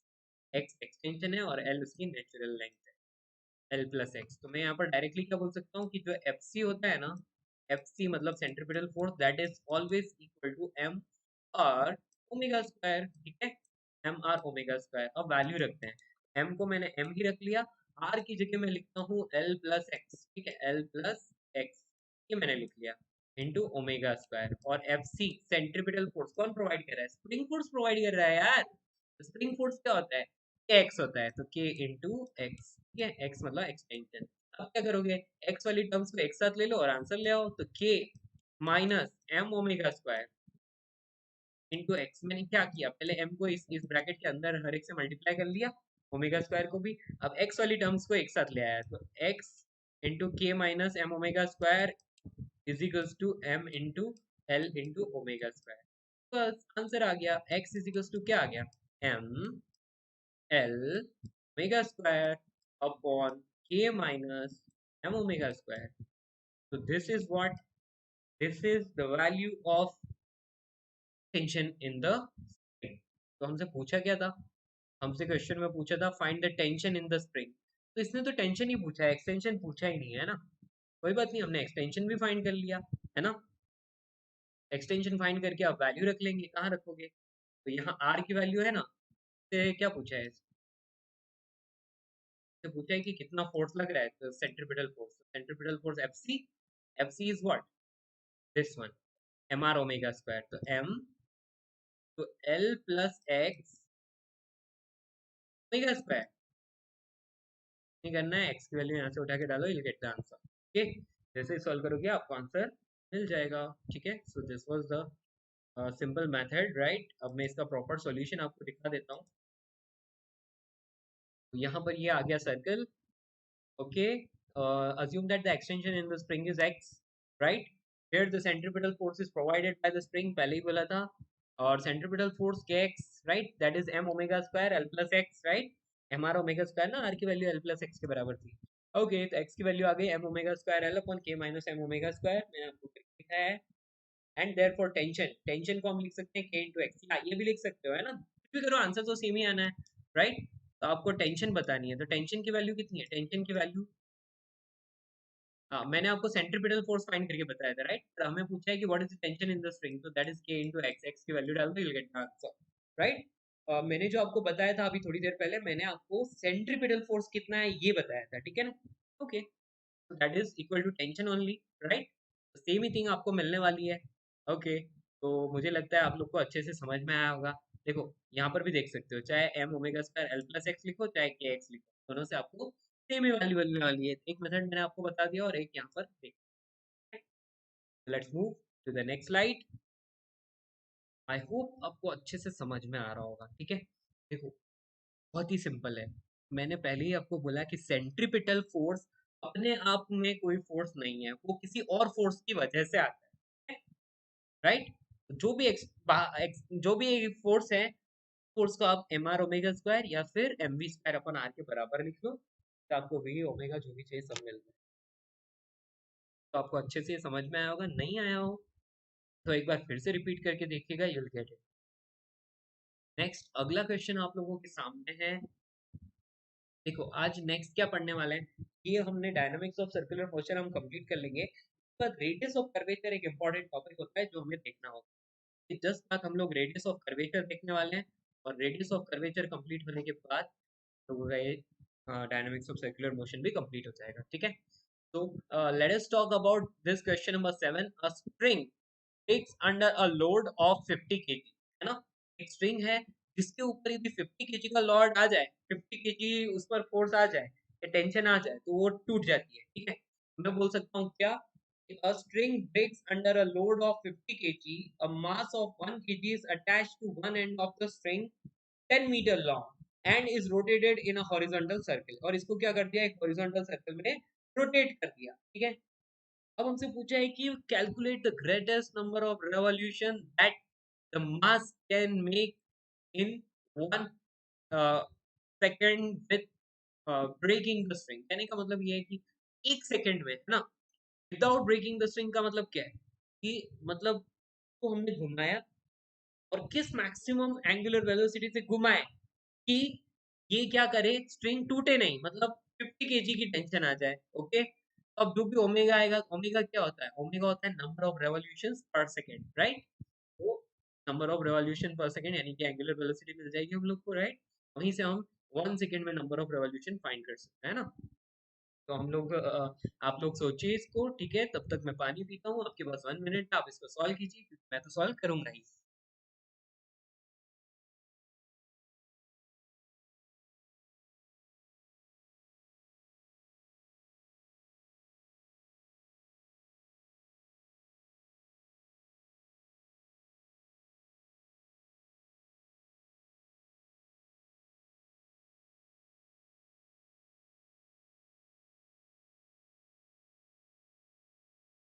Yes my dear friends, come back. यहाँ पर हम बात कर रहे हैं कि एक स्ट्रिंग है ना। तो क्या कर दिया, उसको एक एंड से उसका फिक्स कर दिया और 10 मीटर उसकी लंबाई है, और यहाँ पर एक 1 केजी का पार्टिकल लगा दिया। अब इसको हम क्या कर रहे हैं, एक सर्कल में ऐसे घुमा रहे हैं हॉरिजॉन्टल में, okay, along the rotated in horizontal circle. क्या कैलकुलेट, तो मैं बोलूंगा कि यार इसको घुमाने वाला कौन है, टेंशन है। मैंने टेंशन को टी लिख दिया, ठीक है। तो हम जानते हैं कि t is equals to M R omega square, m are omega square, okay. अब मैं लिख लेता हूँ कि जो टेंशन है वो कितनी हो सकती है, वो मैक्सिमम हो सकती है 50 न्यूटन, 50 न्यूटन, तो 50। मास की वैल्यू 1, आर की वैल्यू मतलब लेंथ ऑफ द स्ट्रिंग, तो that is 10 into omega square, ठीक है, ओके। यहाँ से आपको क्या मिल गया, आपको ओमेगा स्क्वायर की वैल्यू मिल गई। अब ओमेगा की वैल्यू यहाँ से आपको मिल गई, ठीक है। अब नेक्स्ट आपको क्या करना है, हम लोगों को पता है ओमेगा की वैल्यू क्या होती है। ओमेगा की वैल्यू होती है 2 पाई अपॉन टाइम पीरियड, या फिर 2 पाई इंटू फ्रिक्वेंसी, है ना। फ्रिक्वेंसी क्या होता है, फ्रिक्वेंसी होता है number of revolution per second, right. कि 1 सेकेंड में कितने राउंड कंप्लीट कर रहा है, तो मैं उसको चाहे एफ लिख लूँ चाहे एन लिख लूँ। N means number of revolution per second, मैं इसको 2 पाई एन लिख रहा हूँ। एन की वैल्यू यहाँ पर हमें मिल जाएगी क्या, ओमेगा अपॉन 2 पाई, ठीक है। बस यहाँ से ओमेगा की वैल्यू निकालो, यहाँ पर ओमेगा की वैल्यू डालो, and you will get the answer, है ना। तो it's very simple, it's quite simple, right. चलो मैंने प्रॉपरली यहाँ पर सॉल्यूशन लिखा हुआ है, तो मैं आपको प्रॉपर सॉल्यूशन दिखा देता हूँ। सबसे पहले मैं बोल रहा हूँ कि ये डायग्राम है, ठीक है, ओके। तो इसमें हमें पहले डायग्राम देखना है, राइट। मैंने आपको जो भी बताया वो रेडियस की फॉर्म में बताया है, ठीक है ना। तो यहाँ पर इसने वर्टिकल से लटका के प्रॉपरली दिखा रखा है, लेकिन मैंने आपको सिर्फ हॉरिजॉन्टल सर्कल के वाला दिखाया है, ठीक है। कॉन्सेप्ट तो वही है, ठीक है ना, करना वही काम है, बस ये डायग्राम अलग है, कोई फर्क नहीं पड़ रहा है। तो चलो हम लोग आगे बढ़ते हैं। यहाँ पर omega is equal to 2 pi N, मैंने आपको अभी अभी बताया, ठीक है। नेक्स्ट मैं बात करता हूँ कि मैक्सिमम टेंशन कितनी हो सकती है, 500 न्यूटन, राइट, ओके। तो एक्चुअली यहाँ पर क्वेश्चन में string breaks under a load of 50 KG and mass 1 KG is attached to the one end of the string string की लेंथ 10 मीटर है ना। मैंने क्या किया था, मैंने आपको जो बताया वो एक दूसरे क्वेश्चन का सोल्यूशन हो गया ना। सॉरी, पहले इसका डायग्राम देखना चाहिए था क्योंकि क्वेश्चन में डायग्राम दिया हुआ था। तो इट्स ओके, कोई बात नहीं, आप एक एक्स्ट्रा क्वेश्चन समझ गए है ना। यहाँ पर लेट से ऐसा है, तो ये आर है और ये एम मास है, तो इसके लिए हम क्या करते थे, एम आर ओमेगा स्क्वायर और उसको टी के बराबर रख लेते हैं ना। पर ये गिवन क्वेश्चन में डिफरेंट है, ये वर्टिकल में ऐसा लटका हुआ है ना। ओके, तो यहीं पर एक थोड़ी सी प्रॉब्लम हो गई हम लोगों को, क्योंकि क्वेश्चन में डायग्राम दिया हुआ था और मैंने ये डायग्राम नहीं देखा, मैंने डायरेक्टली सॉल्व। तो this is the problem. Okay, कोई बात नहीं, मैंने जो बताया वो भी सही है, लेकिन वो क्वेश्चन डिफरेंट है ना। You will get the answer from there, तो सेम ही कॉन्सेप्ट फॉलो करना है। यहाँ पर रेडियस की वैल्यू चेंज हो जाएगी, ठीक है। ओके, तो चलो हम लोग इसको सॉल्व करते हैं properly. Omega is equal to 2 pi N होता है, यानी कि 2 पाई into number of revolution per second, ठीक है। 2 पाई इनटू फ्रीक्वेंसी, फ्रीक्वेंसी मतलब number of revolution per second. Okay, अब हम जानते हैं कि मैक्सिमम टेंशन कितना है। मैक्सिमम टेंशन 50 केजी, 50 केजी के बराबर है, राइट। ओके, और मैंने उस वक्त अभी आपको जो सोल्यूशन बताया था वो एक तरह से आइडिया था कैसे क्वेश्चन को कैसे करना है ना। It is not the same question, it was not the same question, it was different. और उसमें मैंने टेंशन को 50 न्यूटन लिया था, ठीक है ना। इस क्वेश्चन में आपको क्या बोला है, इस क्वेश्चन में आपको बोला है 50 केजी लेना है, ठीक है। 50 केजी मतलब क्या है, ये केजी वेट में दे रखा है, तो 50 केजी मतलब मैं क्या बोल सकता हूँ, जो टेंशन हो सकती है ना, वो हो सकती है 50 केजी वेट मतलब 50 इंटू जी न्यूटन, यानी कि 500 न्यूटन, ठीक है। यहाँ पर 500 न्यूटन इसमें टेंशन हो सकती है, डायग्राम दिख रहा है ये, टेंशन की वैल्यू 500 न्यूटन हो सकती है। ओके, और आर, आर की वैल्यू क्या लिख सकते हैं, एल साइन थीटा लिख सकते हैं ना। ये पूरी लेंथ एल है और ये आर है, तो एल इजिकल्स टू क्या लिख सकते, सॉरी आर इजिकल्स टू हम लिख सकते हैं एल साइन थीटा, ठीक है। ओके, आफ्टर दैट क्या करोगे, T sine theta M are omega square होता है, आर की value L sine theta cancel हो जाएगा, है ना, ठीक है। And you can solve it easily. Okay, तो आपको क्या मिल जाएगा फाइनली, नंबर ऑफ रेवोल्यूशन जो भी चाहिए वो सब कुछ मिल जाएगा। ओके, तो इट वाज क्वाइट सिंपल। देखो मैंने अभी अभी आपको जो बताया था that was a different question, right. वो अलग क्वेश्चन के लिए यूज करते हैं। इस क्वेश्चन के लिए हम लोग कैसे कर रहे हैं, देखो एक बार मैं खुद से आपको फिर से सॉल्व करके दिखा देता हूँ बेसिक तरीके से। कि मैंने बोल दिया कि यहाँ पर ये जो दिखाई दे रहा है ना, ये particle, this is having mass mg, इस स्ट्रिंग है, इसकी लेंथ l है और इसमें टेंशन t मान ली, और ये सर्कल में रोटेट कर रही है, ठीक है।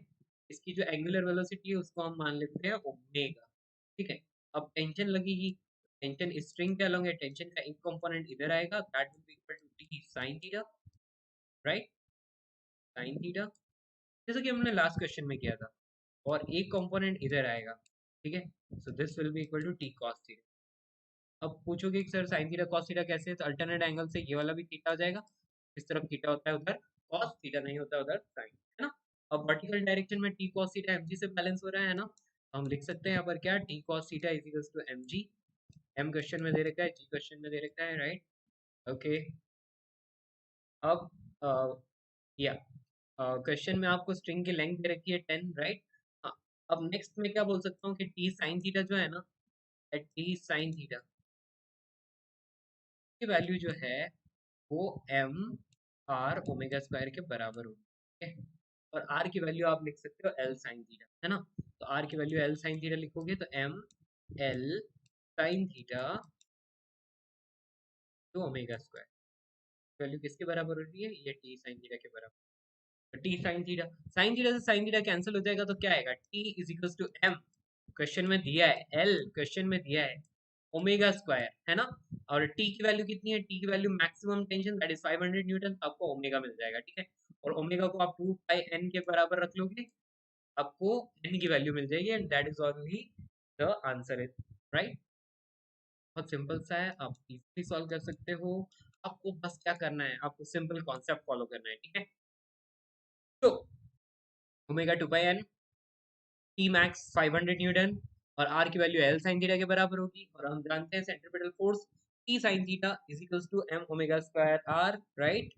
और आर की वैल्यू एल साइन थीटा होती है, तो साइन थीटा कैंसिल, तो टी इज इक्वल्स टू हम लोगों को मिल जाएगा क्या, M omega square L, value रख लिया हम लोगों ने।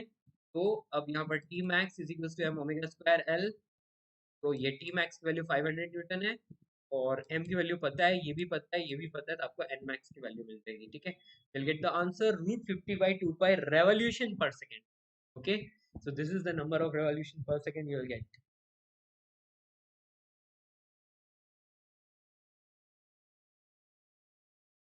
Okay,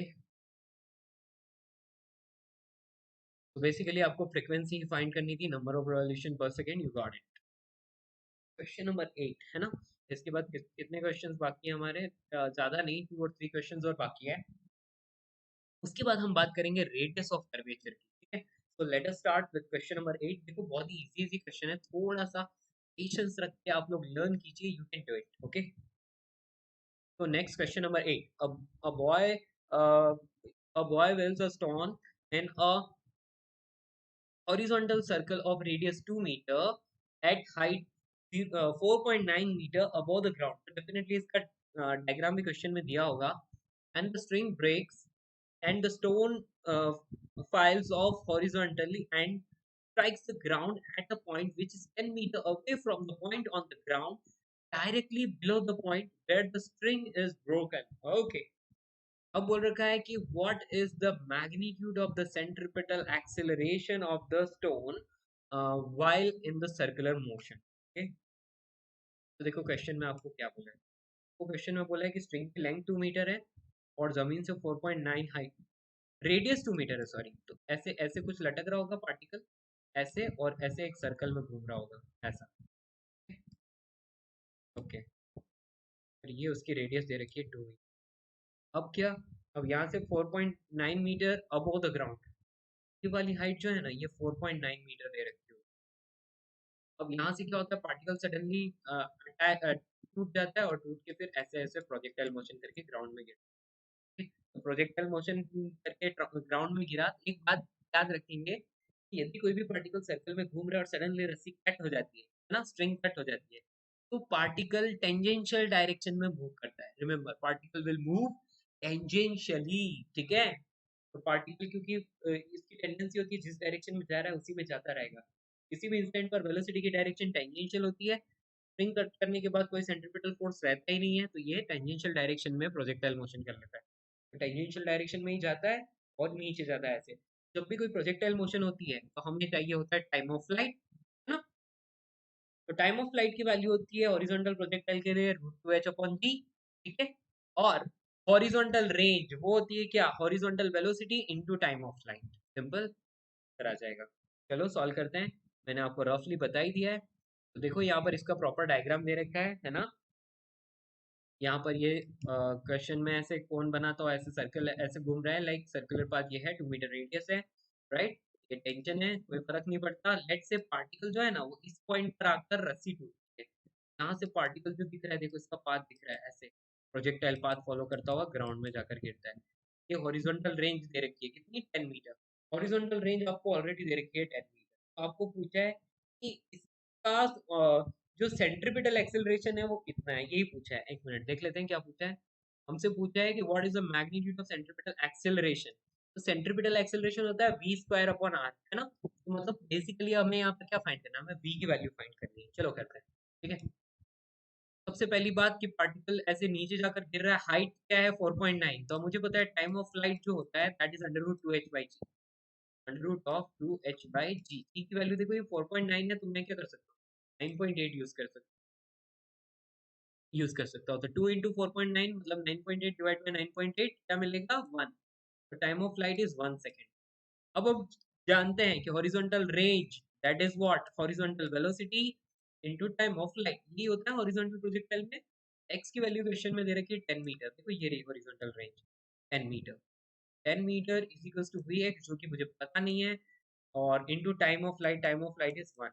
मुझे वी की वैल्यू मिल गई 10 मीटर पर second. Okay, what next, centripetal force पूछा है, तो that is F is equals to mv² upon r, ठीक है। m की वैल्यू कितनी डालोगे, m की वैल्यू क्वेश्चन में दी हुई थी, आई गेस ना था, दैट इज ओके, नहीं दी हमें, सेंट्रीपिटल एक्सेलरेशन पूछा है, सॉरी। m की जरूरत ही नहीं है, a is equals to v²/r directly डालेंगे। v की वैल्यू यहाँ पर मैं डाल देता हूँ, 10 का स्क्वायर कितना हो रहा है 100, और रेडियस है 2 मीटर, तो 50 इज द आंसर। राइट।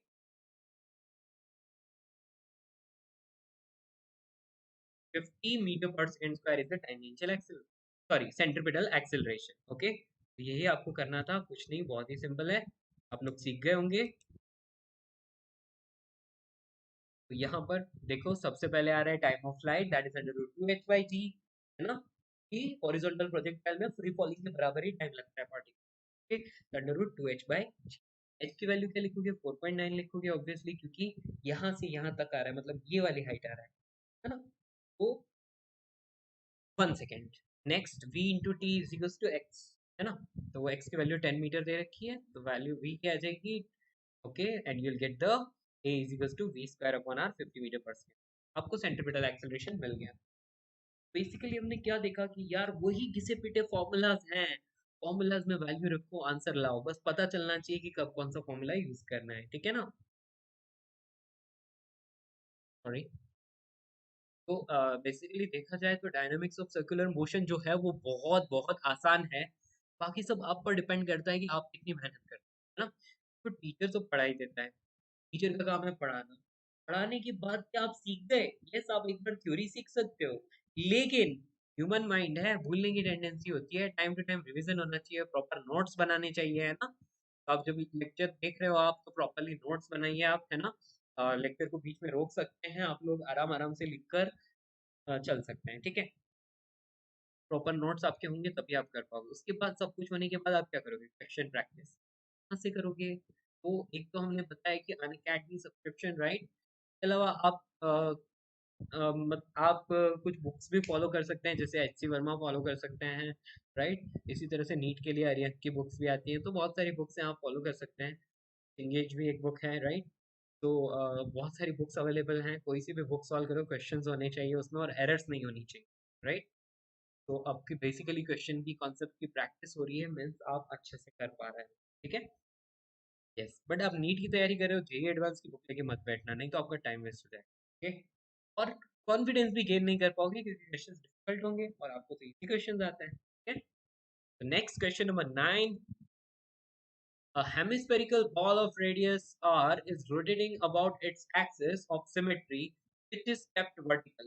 तो एक ऐसे एक बॉल को ऐसे वर्टिकल ऐसे ऐसे रख दिया फ्लोर पे, ठीक है। अब क्या कर दिया, उसको रोटेट किया, ऐसे घूम रहा है वो, है ना, इस तरह से वो बॉल ऐसे ऐसे रोटेट कर रहा है, ठीक। Small ball is kept in the ball rotates with a speed rotates with the ball without slipping on it, okay, and smooth surface है, और क्या समझ में आया, ये बॉल जो है ना ये ऐसे ऐसे घूम रहा है, तो हम आप देखना कभी भी आप ग्लास लोगे, ग्लास में एक कॉइन डालो, कॉइन डाल के ऐसे ऐसे ग्लास को घुमाओगे तो वो कॉइन ऑटोमेटिकली ऐसे ऊपर आ जाता है। वैसे ही बॉल में भी आप एक छोटा सा कुछ पार्टिकल डालते हो और उसके बाद बॉल को घुमाते हो, तो वो पार्टिकल एक फिक्स रेडियस में क्या करता है, वो पार्टिकल फिक्स रहता है, ऊपर भी नहीं जाता नीचे भी नहीं जाता। क्या जरूरी है उसके लिए, ओमेगा की वैल्यू कांस्टेंट होनी जरूरी है, यानी कि एंगुलर वेलोसिटी कांस्टेंट होनी जरूरी है, ठीक है। फिर मैं आपको प्रैक्टिकली भी दिखाऊंगा ये चीज, ठीक है। A small ball kept in a bowl rotates with a ball without slipping on its smooth surface, and the angle made by the radius through the ball with the vertical is alpha, and find the angular speed at which the ball is rotating। तो इसका कहने का मतलब क्या है भाई, ये तो सिंपल सी बात बोलना चाहता है कि ये जो है ना अपना पार्टिकल है, ये बॉल पूरा रोटेट कर रहा है, तो पार्टिकल क्या होता है, जनरली यहाँ रहना चाहिए, पर यहाँ नहीं रह के वो क्या होता है, यहाँ आ जाता है, क्योंकि बॉल घूम रहा है, और घूम रहा है मतलब एक प्रॉपर सेंट्रीपिटल एक्सेलरेशन इसको मिलेगा। अब मैं बोल लेता हूँ कि लेट से इस पूरे बाउल की जो रेडियस है ना, दैट इज कैपिटल आर, तो पार्टिकल घूम रहा है वो रेडियस हो गई स्मॉल आर, ठीक है। और ये एंगल जो है ये है अल्फा, ठीक है। हम यहाँ पर क्या बोल सकते हैं, R sine alpha, R sine alpha, और उसकी वैल्यू हो गई स्मॉल आर के बराबर, ठीक है। R sine alpha is equal to small R, okay. तो ये एक बेसिक सी सिंपल सी बात हो गई कि R sine alpha is equal to small R, है ना। तो आपको क्या मिल गया कि वो पार्टिकल जिस रेडियस पे घूम रहा है ना, का और बॉल की रेडियस के बीच एक रिलेशन मिल गया, ठीक है। अल्फा क्वेश्चन में दिया ही है, ओके। तो अब हम इसको आगे सॉल्व करने वाले हैं, तो आपको ये पूछा है कि find the angular speed, angular speed के लिए क्या करेंगे, तो मैं देखो इस पार्टिकल का फ्री बॉडी डायग्राम बना, ये पार्टिकल हो गया, नीचे की ओर फोर्स लग रहा है जो है mg, नीचे की ओर फोर्स लग रहा है mg, और इस तरफ लग रहा होगा नॉर्मल फोर्स, क्योंकि सरफेस देखो, नॉर्मल फोर्स हमेशा सरफेस के परपेंडिकुलर लगता है, तो ये नॉर्मल हो गया, ये नॉर्मल हो गया। अब हमें पता है कि ऊपर से ये एंगल अल्फा है, तो मतलब अल्टरनेट एंगल थ्योरम से पता चल रहा है कि ये वाला एंगल भी अल्फा होगा। पर क्या लगेगा, एन कॉस अल्फा, यहाँ पर मैंने लगा लिया एन कॉस अल्फा, ठीक है। और हॉरिजॉन्टल डायरेक्शन में क्या लगेगा, हॉरिजॉन्टल में sine component, N sine alpha is in horizontal direction, ठीक है, तो ये आ गया N sine alpha, N sine alpha N cos alpha. Okay, तो हमको डायरेक्टली यहाँ पर पता है क्या, एन कॉस अल्फा किसको बैलेंस करता है, इसके mg को, इसके वेट को, ठीक है। जैसे कॉनिकल पेंडुलम में क्या वही यहाँ पर हो रहा है ना। अब नेक्स्ट क्या है, N sine alpha, N sine alpha क्या कर रहा है, एन साइन अल्फा इसको सेंट्रीपिटल एक्सेलरेशन प्रोवाइड कर रहा है, मतलब मैं यहाँ लिख सकता हूँ M small R into omega square, ठीक है, N small R into omega square, small R की वैल्यू ये डाल देना, और साइन, ओके, तो इस तरह से क्या हो जाएगा, साइन अल्फा से साइन अल्फा कैंसिल हो जाएगा और आपको एन मिल जाएगा, तो नॉर्मल की वैल्यू हो जाएगी N is equals to M R omega square, सारी चीजें क्वेश्चन में दे रखी है, तो ये आपको क्या मिल गया, नॉर्मल फोर्स मिल गया, है ना। ओके, बट हमें अभी नॉर्मल फोर्स फाइंड करना बाकी है ना। तो नॉर्मल फोर्स फाइंड करने के लिए मतलब ये मेरे को नॉर्मल फोर्स और ओमेगा में रिलेशन मिल गया। अब नॉर्मल फोर्स के लिए मैं क्या करूंगा, N cos alpha N sine alpha divide कर लेता हूँ, तो क्या हो जाएगा, N sine alpha divide by N cos alpha, तो tan alpha is equals to M R, tan alpha is equals to M R omega square divide by M G, यानी कि tan alpha is equals to are omega square, है ना, divide by जी। बस आपको are की value पता है, omega square की वैल्यू पता है ना, तो सॉरी tan अल्फा की वैल्यू पता है ना, तो यहाँ से आपको क्या मिल जाएगा, आर ओमेगा स्क्वायर की वैल्यू मिल जाएगी, तो ये आर ओमेगा स्क्वायर डायरेक्ट, या एक इक्वेशन आपके पास ये रही, इक्वेशन आपके पास ये रही, तो आप सॉल्व कर सकते हैं ना। ओके, तो आर ओमेगा स्क्वायर की वैल्यू डालेंगे तो आपको नॉर्मल मिल जाएगा, राइट, और ओमेगा आप फाइंड कर ही सकते हैं, आप ओमेगा यहाँ से डायरेक्टली फाइंड कर सकते हैं क्या, under root of are G tan alpha, sorry E tan alpha divide by tan alpha divide by R, कहाँ से आया, इस वाली इक्वेशन से, इससे, okay? चलो, क्योंकि मेरे पास पेन टैब नहीं है तो प्रॉपरली नहीं हो पा रहा है, तो नेक्स्ट स्लाइड में मैंने वैसे भी अच्छे से सॉल्व करके दिया हुआ है आपको। सबसे पहले आ गया ये बाउल, ठीक है, इस बाउल में आपको दिखाई दे रहा है सब कुछ। Next, omega is the angular speed of rotation of the ball, ठीक है। अब नेक्स्ट क्या, two forces are acting on the ball, तो या तो आप बॉल को रोटेट करता हुआ मान लो, है ना, और पार्टिकल को रेस्ट में मान लो, या फिर आप एक काम करो, बॉल को रेस्ट में मान लो और पार्टिकल को उसके अंदर ऐसे घूमता हुआ ओमेगा एंगुलर वेलोसिटी से घूमता हुआ मान लो, ठीक है। कुछ भी करो आंसर सेम ही आने वाला है ना, क्योंकि मोशन इज ऑलवेज रिलेटिव, चाहे आप बॉल के रिलेटिव पार्टिकल को देख लो, चाहे पार्टिकल के रिलेटिव बॉल को देख लो। Two forces are acting on the ball, first is what, normal force, obviously normal force है, दूसरा उसका वेट, देखो ये रहा, क्वेश्चन में साफ साफ दिखाई दे रहा है, this is the normal force and this is the weight mg, ये दोनों फोर्सेस किस पर लग रहे हैं, पार्टिकल पर लग रहे हैं। What next, the ball is rotating in a circle of radius r, r की वैल्यू r sin अल्फा है, मैंने बताया था अभी पीछे, with the centre at a, okay, and angular velocity is omega, ठीक है। अब देखो मैंने दो कंपोनेंट्स ले लिए नॉर्मल, नॉर्मल का एक कंपोनेंट आ गया r cos अल्फा एंड दूसरा कंपोनेंट आ गया ये r sin अल्फा, ठीक है। r क्या है, आर, हम बोल सकते हैं कि आर रेडियस है ना, मैं नॉर्मल फोर्स के कंपोनेंट लेना चाहता हूँ, सॉरी, तो नॉर्मल फोर्स के दो कंपोनेंट्स मैंने ले लिए, R cos alpha and R sine alpha, और स्मॉल आर की वैल्यू तो आर साइन अल्फा है ही, ठीक है। ओके, तो N cos alpha and N sine alpha, हमारे पास नॉर्मल के दो कंपोनेंट्स मिल गए, आगे सॉल्व करते हैं इसको। एन साइन अल्फा वो क्या प्रोवाइड कर रहा है, वो सेंट्रीपिटल एक्सेलरेशन प्रोवाइड कर रहा है, that is M are omega square, और आर की वैल्यू आर साइन अल्फा है, कैपिटल आर साइन अल्फा, रख ली, sine alpha cancel, N is equal to M capital R omega square, ठीक है। और क्या, नेक्स्ट मैं बोलूंगा N cos alpha is equal to M G, ठीक है, पीछे भी हमने किया था ये सब, और हमें यहाँ पर दोनों इक्वेशन 1 से 2 को डिवाइड करो, तो यहाँ पर मिल जाएगा 1 upon cos alpha omega square R upon G. Actually आप ऐसे नहीं करते, साइन बाय कॉस करते तो भी आपको आंसर मिलता है, ऐसी कोई दिक्कत वाली बात नहीं, ठीक है। तो यहाँ पर हमें डायरेक्टली मिल रहा है क्या, यहाँ पर हमें मिल रहा है 1 by cos alpha is equal to omega square R upon G, ठीक है। तो omega square R upon G ये आपको मिला, आप इसको, हमने कुछ नहीं किया, देखो इक्वेशन 1 में इक्वेशन 2 को डिवाइड किया, this is equation 1, this is equation 2, जैसे ही डिवाइड करेंगे 1 by cos alpha is equal to omega square R upon G, ठीक है, विल गेट द आंसर। देखो एक ही क्वेश्चन को बहुत तरीके से सॉल्व किया जा सकता है, ठीक है ना। तो यहाँ पर मैंने एक तरीका बता रखा है।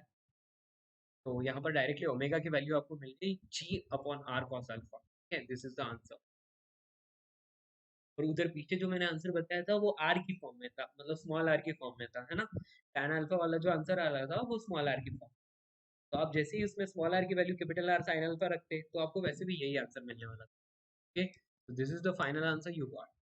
आपको ओमेगा मिल गया। ओमेगा के बाद हम आ जाते हैं नेक्स्ट टॉपिक पर, radius of curvature. I hope आपको ये अच्छे से समझ में आया होगा, राइट।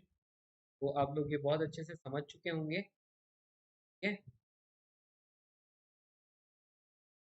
चलिए आगे बढ़ते हैं। नेक्स्ट मैं आ जाता हूँ रेडियस ऑफ कर्वेचर। ये एक ऐसा टॉपिक है जो बहुत बहुत बहुत बहुत आसान है। एक बार समझने की कोशिश करनी है, एक बार आपको अच्छे से समझना है। यदि आप एक बार समझ गए तो मतलब आपने कर लिया, और एक बार नहीं समझ पाए तो फिर सोचते ही रह जाओ, ठीक है। देखो मैं इसके लिए बेस प्रिपेयर करता हूँ, ठीक है। हमें पता है कि किसी भी पार्टिकल का जो सेंट्रीपिटल एक्सेलरेशन होता है वो हमेशा वेलोसिटी के परपेंडिकुलर होता है, ठीक है। सेंट्रीपिटल एक्सेलरेशन को मैं बोलूंगा कि एक्सेलरेशन परपेंडिकुलर टू वेलोसिटी, तो ए परपेंडिकुलर बोल दिया। बेसिकली ये क्या है, ये सेंट्रीपिटल एक्सेलरेशन है, और उसकी वैल्यू होती है V square divide by are.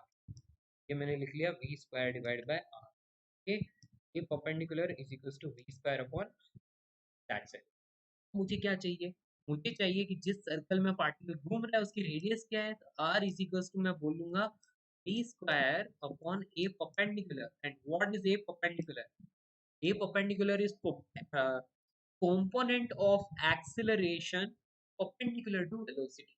Okay, component of acceleration perpendicular to, तो इस r को ही हम बोलते हैं radius of curvature, radius of that circle. तो बेसिकली रेडियस ऑफ कर्वेचर होता क्या है? तो देखो जरूरी नहीं पार्टिकल हमेशा सर्कल में मूव करे।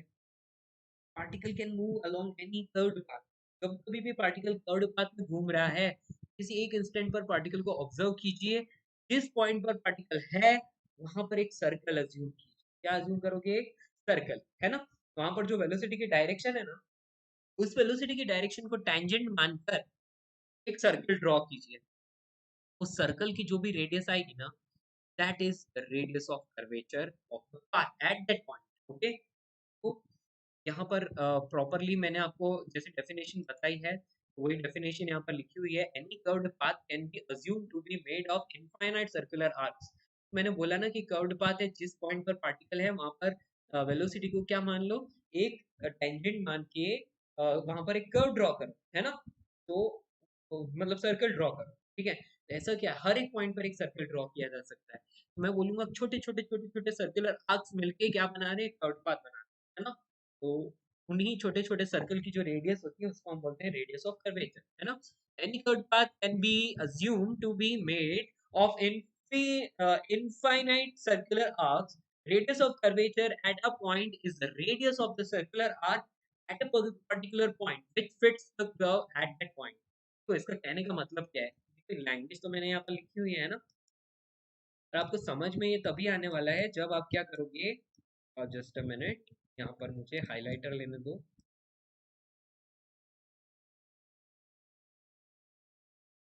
या लेजर पॉइंट। अब मैं क्या कर रहा हूँ, यहाँ पर मैं आगे ड्रॉ कर रहा हूँ।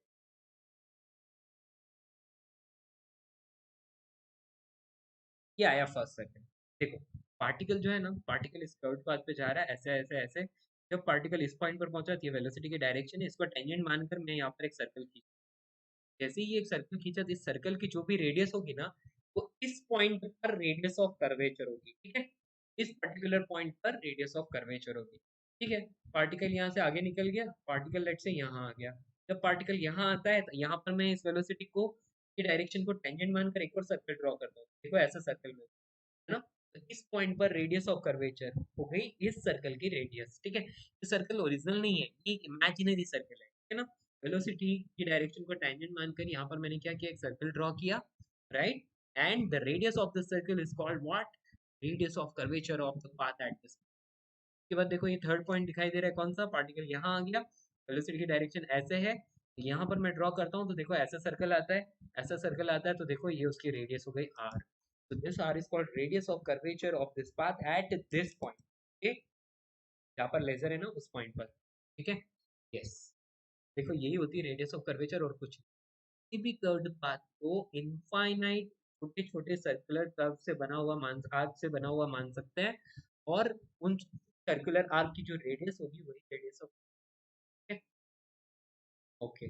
पार्टिकल जिस भी पॉइंट पर हो, वेलोसिटी की डायरेक्शन को टेंजेंट मानो, फिर वहां पर एक सर्कल ड्रॉ कर लो, और उसी सर्कल की रेडियस क्या होगी, radius of curvature of the path at that point. तो फाइंड कैसे करते हैं, तो देखो यहाँ पर दिख रहा है ये v, ये दिख रहा है r, है ना, और मुझे पता है कि ये इस पॉइंट पर ये एक सर्कुलर पाथ है, तो मुझे पता है सेंट्रीपिटल एक्सेलरेशन क्या होता है, v स्क्वायर अपॉन r, है ना। तो सेंट्रीपिटल एक्सेलरेशन होता है v स्क्वायर अपॉन r, तो r की वैल्यू फाइंड करूंगा तो v square upon centripetal acceleration, v square upon a। Centripetal acceleration हमेशा वेलोसिटी से परपेंडिकुलर होता है, तो इसलिए इसको इस तरह से डिफाइन किया है, कैसे, the radius r of the circular arc at point P and velocity is v, then we can say the centripetal force at point is Fc is equals to mv square upon r, और r को मैं लिख सकता हूँ mv square upon fc, है ना। देखो मैं सेंट्रीपिटल एक्सेलरेशन से बता रहा था, यहाँ सेंट्रीपिटल फोर्स से बताया है, बात एक ही है, ठीक है, मास ही तो एक्स्ट्रा है, ठीक है। यहाँ है f is equals to mv square upon r, तो r को मैं बोल सकता हूँ mv square upon f, और this r is only called what, this is called radius of curvature. तो आपके पास दो फॉर्मूला होते हैं, यहाँ पर मैं आपको सेंट्रीपिटल एक्सेलरेशन से भी बता रहा हूँ। तो now the centripetal force FC is simply the component of force perpendicular to velocity. देखो बहुत जरूरी है, सेंट्रीपिटल फोर्स क्या होता है, centripetal force is component of force along the radius towards the center of the circle, और ये हमेशा वेलोसिटी से परपेंडिकुलर होता है। तो बेसिकली आपको करना क्या है, जो भी नेट फोर्स पार्टिकल पर लग रहा है उसका वेलोसिटी के परपेंडिकुलरली कंपोनेंट लेना है, ठीक है, बस mv square upon f perpendicular आप बोल सकते हो, ठीक है। तो यहाँ पर mv square upon f perpendicular, okay, और f परपेंडिकुलर को आप क्या लिख सकते हो, m into a perpendicular, m से m cancel, r is equal to v square upon ac। Basically यही फॉर्मूला आपको सबसे ज्यादा यूज करने में आने वाला है, ठीक है ना। मैं आपको जो एक्सप्लेनेशन भी बता रहा था वो इसी फॉर्मूला को यूज करके बता रहा था। Finally you are getting the radius of curvature is equals to v square upon a perpendicular. What is the meaning of a perpendicular? A perpendicular का meaning है component of acceleration perpendicular to velocity, ठीक है। a perpendicular is component of acceleration perpendicular to velocity। आगे बढ़ते हैं हम लोग। Next, if a particle move in a trajectory given by y is equals to fx, then the radius of the curvature at any point x comma y is y of the trajectory is given by। देखो कहने का मतलब क्या है, मैंने आप लोगों को कुछ दिनों पहले प्रोजेक्टाइल मोशन में इक्वेशन ऑफ ट्रैजेक्टरी वगैरह बता रहा था। तो कोई भी कर्व होता है ना, तो कोई भी कर्व जो होता है उसकी कोई ना कोई इक्वेशन होती है, y is equals to fx, है ना। यदि वो xy प्लेन में बना है तो उसको y is equals to fx, जैसे कि y is equals to x square plus x plus 1, ये एक एग्जांपल हो गया है ना। इसी तरह से y is equals to x sin theta, ऐसे कुछ भी कोई भी इक्वेशन हो सकती है, y is equals to sin x। तो ये क्या हो गया, ये y है और ये फंक्शन ऑफ x है। तो अब मैं क्या करूंगा, मुझे क्या करना है कि मुझे इस कर्व पर किसी भी जगह रेडियस ऑफ कर्वेचर फाइंड करनी है, तो मैं एक सिंपल सा फॉर्मूला फॉलो करना है, ठीक है। और वो फॉर्मूला आपको याद रखना है, आपके पास और कोई ऑप्शन नहीं है ना। कर सकते हैं और भी तरीके हैं, लेकिन वो लॉन्ग मेथड है, बेस्ट यही है। तो r is equals to 1 plus dy by dx square, dy by dx क्या है, differentiation of y with respect to x, ठीक है। तो ये differentiation of y with respect to x, इसका स्क्वायर करना है, और इस पूरे की पावर 3/2, है ना।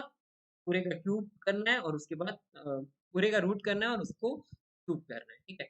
Next, divide by D square Y upon D x square, यानी कि डबल डिफरेंशिएशन, ठीक है। तो D Y by D X क्या होता है, D Y by D X यानी कि एक बार इस एफ एक्स का डिफरेंशिएशन, तो इसको मैं बोल सकता हूँ एफ डैश एक्स, ठीक है। और डबल डिफरेंशिएशन क्या होता है, एक बार और डिफरेंशिएट करो, यानी कि D Y by D x का फिर से डिफरेंशिएशन, एफ एक्स का फिर से डिफरेंशिएशन करूंगा तो मैं यहाँ पर एफ डबल डैश एक्स, है ना, एफ प्राइम एक्स, यहाँ आ जाएगा F double prime x. Differentiation, आपको डिफरेंशिएशन आता ही होगा ना, बेसिक मैथ्स में आपने पढ़ा होगा। यदि आपको नहीं आता है डिफरेंशिएशन तो प्लीज कमेंट सेक्शन में कमेंट कीजिए, ताकि मैं अपना नेक्स्ट लेक्चर या आने वाले लेक्चर्स में आपको बेसिक मैथ्स यानी कि कैलकुलस में आपको डिफरेंशिएशन पढ़ा पाऊँ। बस तो यही बेसिक फॉर्मूला है जो आप लोगों को फॉलो करना है। मैं यहाँ पर ये सारा कचरा डिलीट कर लेता हूँ ताकि आप इस फॉर्मूला को अच्छे से नोट कीजिए और आप इसको हमें क्वेश्चन में यूज करेंगे, ठीक है। This is the important formula one. Actually ये जितना इम्पोर्टेंट नहीं है उससे कहीं ज्यादा ये इम्पोर्टेंट है।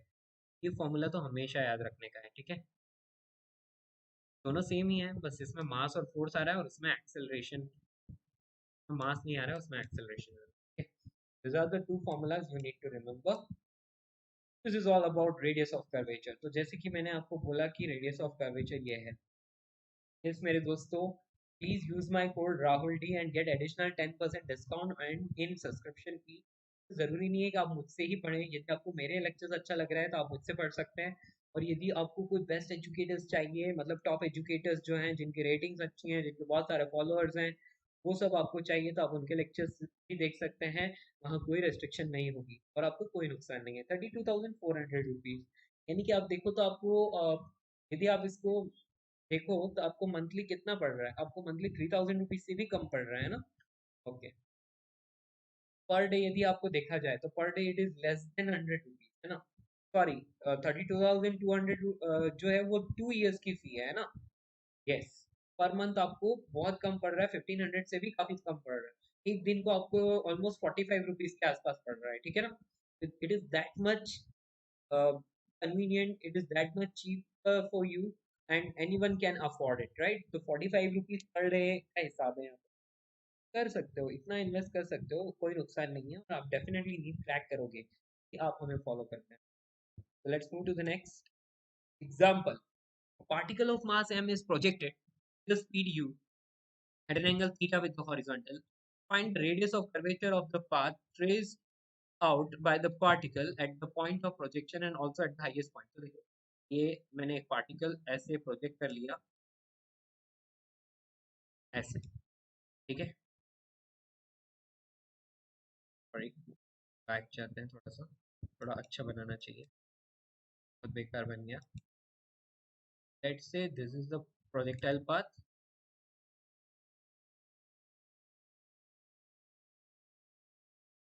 डायरेक्शन ऑफ वेलोसिटी, तो बोलूंगा कि this is the point of projection, ठीक है।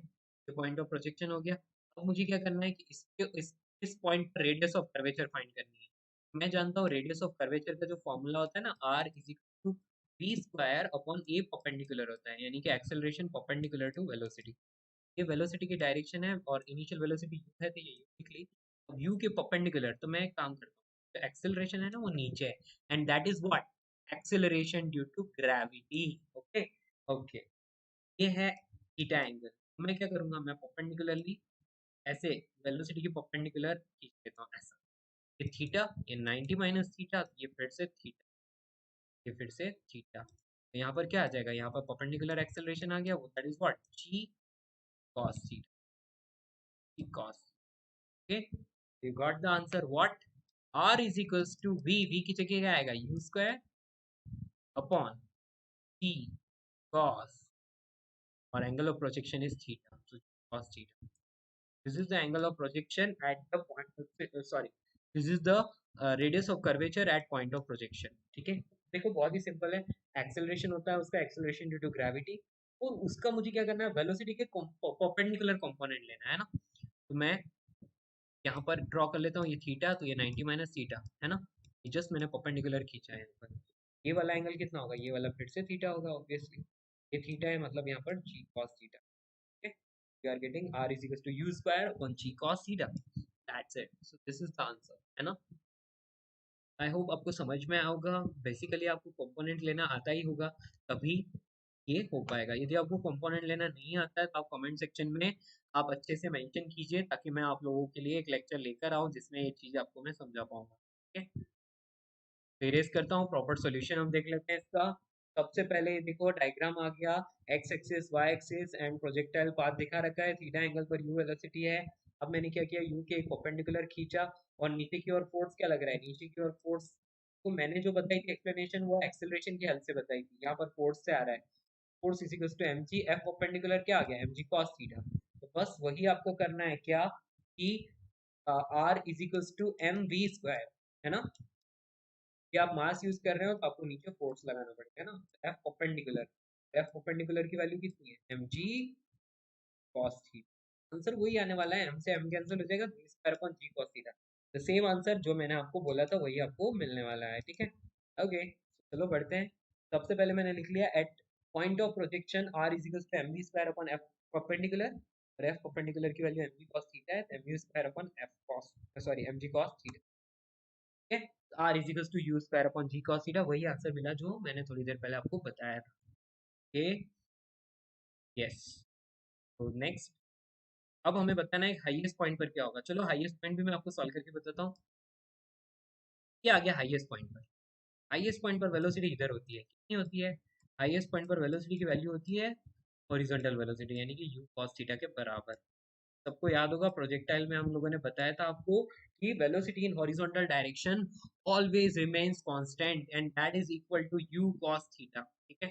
हॉरिजॉन्टल डायरेक्शन में u cos थीटा जो है वो वेलोसिटी है, और एक्सेलरेशन तो हमेशा g डाउनवर्ड होता है ना, डाउनवर्ड। और यहाँ मुझे पता चल रहा है हॉरिजॉन्टल वर्टिकल 90 डिग्री, यहाँ कोई कंपोनेंट लेने की जरूरत ही नहीं है, डायरेक्टली मिल जाएगा r is equals to we square. V square का मतलब हो गया u square cos square theta divide by a perpendicular, a perpendicular मतलब g, u square cos square theta upon g, यही आंसर आने वाला है आपको, ठीक है। चलो देखते हैं। Yes, at highest point a perpendicular की वैल्यू g होगी और v की वैल्यू u cos थीटा है, r is square upon A perpendicular, u square cos square theta upon g is the answer. I hope आपको बहुत अच्छे से समझ में आया होगा। देखो, बहुत सारी बुक्स में बहुत सारे क्वेश्चंस हैं, तो आप सॉल्व कर सकते हैं। इसके अलावा आप अनअकैडमी पर यदि आते हैं तो हम आपको मैं आपको डीपीपीज वगैरह सब कुछ प्रोवाइड करता हूँ। तो जैसे कि मैंने आपको बोला एक दिन का आपको 45 रुपीज़ के आसपास ही पड़ रहा है ना, अनअकैडमी सब्सक्रिप्शन यदि आप बाय करते हैं तो। ये किसी भी कोचिंग इंस्टीट्यूट से बहुत बहुत कम है, राइट। और 32,400 का आपको 2 ईयर्स के लिए सब्सक्रिप्शन में, तो it's good. This is the last question for today's class. So let us discuss. A particle moves along a plane trajectory yx with a constant speed v, और यहाँ दे रखा है मतलब yx मतलब क्या होता है, y is function of x. Find the radius of curvature of the trajectory at point x is equals to 0 if the trajectory has the form of parabola. Okay, तो यानी कि जो पाथ पार्टिकल फॉलो कर रहा है that is parabolic path, and उसकी equation दे रखी है y is equals to ax square where a is positive constant. तो जैसे कि मैंने आपको रेडियस ऑफ कर्वेचर का फॉर्मूला बताया था, r इज इक्वल्स टू क्या लिखा था, 1 प्लस, यहाँ पर हम लोग लिखते थे dy बाई dx इसका स्क्वायर, और इस पूरे की पावर 3/2 डिवाइड बाय इसका double difference square y on dx square. अब क्या करना है, अब कुछ नहीं, सिंपली सॉल्व करना है। सबसे पहले dy बाई dx करो। जैसे ही आप dy बाई dx करते हो तो आपको क्या मिलता है, dy बाई dx करते ही आपको मिलता है 2ax, 2ax, ओके। उसके बाद डबल डिफरेंशिएशन करते हो तो क्या मिलता है, तो double differentiation d square Y upon D x square, यानी कि इस d Y by D x का फिर से आपको क्या करना है, differentiation, that is equals to 2a। बस इन सारी वैल्यूज को आप किस में, इस फॉर्मूला में डाल दो। इस फॉर्मूला में डालते हैं तो मुझे क्या मिलता है, देखते हैं। 1 plus 4a square x square, और इस पूरी की पावर जो लग रही है that is 3/2 divide by double differentiation is 2a, ठीक है। इस पॉइंट पर तो x इज इक्वल टू 0 पर बताना है, तो x की वैल्यू यहाँ पर 0 डाल दो। जैसे ही आप x की वैल्यू 0 डालते हो मतलब ये टर्म 0 हो जाएगी, तो answer is 1/2। This is the answer for the question, radius of curvature at x is equal to 0। Okay, simple सा है। और इसका प्रॉपर सॉल्यूशन आप देख लीजिए, क्योंकि मेरे पास पेन टैब नहीं है इसलिए मैंने इसके लिए रेडीमेड सॉल्यूशन भी रखा है। यस, तो 1 plus d Y by D x square whole power 3/2 divide by d square Y upon D x square, ठीक है। y is equal to x square होता है, D Y by D x होता है 2ax, राइट। और x की value 0 हो तो उसकी वैल्यू 0 हो जाएगी। और रेडियस ऑफ कर्वेचर का फॉर्मूला में इसमें डाल दोगे, डबल डिफरेंशिएशन तो आपको पता ही हो गया। Double differentiation d square Y upon D x square, उसकी वैल्यू 2a के बराबर आएगी, ठीक है ना। मैंने यहाँ लिखा हुआ नहीं है, डबल डिफरेंशिएशन वैल्यू जो है d square Y upon D x square that is equal to what, तो x का डिफरेंशिएशन कर लो फिर से। जैसे ये चीजें आप उस इस फॉर्मूला में रखते हो, you will get the answer 1/2। Hey my dear friends, तो आई होप आप अच्छे से समझ गए होंगे। So thank you very much for the today's session. मुझे अच्छे से सुनने के लिए बहुत बहुत धन्यवाद। मैं बोल रहा हूँ कि आपकी और मेरी फ्रिक्वेंसी यदि मैच होती है तो आप प्लीज मुझे फॉलो कीजिए, please subscribe our channel on YouTube. मैं आपको बोल रहा हूँ कि हमारे लेक्चर्स जो हैं वो आपको यूट्यूब पर तो फ्री मिल ही रहे हैं, इसके अलावा हमारी स्पेशल क्लासेस भी होती हैं अनअकैडमी ऐप पर। तो आप अनअकैडमी ऐप डाउनलोड कर सकते हैं और वहां पर भी फ्री में हमारे लेक्चर्स देख सकते हैं। ओके, सो वहां पर आपको क्या मिलेगा, सिर्फ हमारे फ्री में लेक्चर्स मिलेंगे, है ना।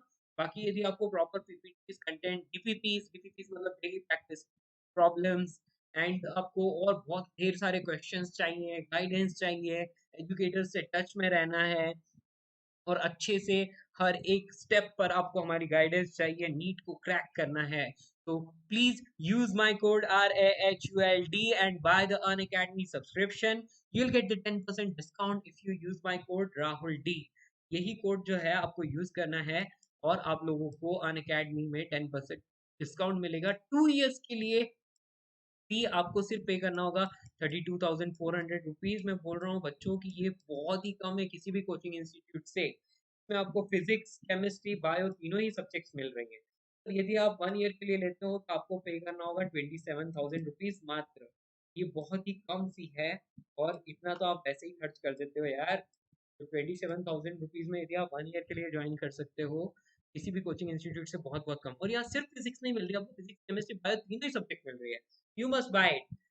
So please click the bell icon and subscribe our channel and enjoy our videos. Learn from the India's top educators and let's crack. Meet UG. So thank you very much. Bye bye.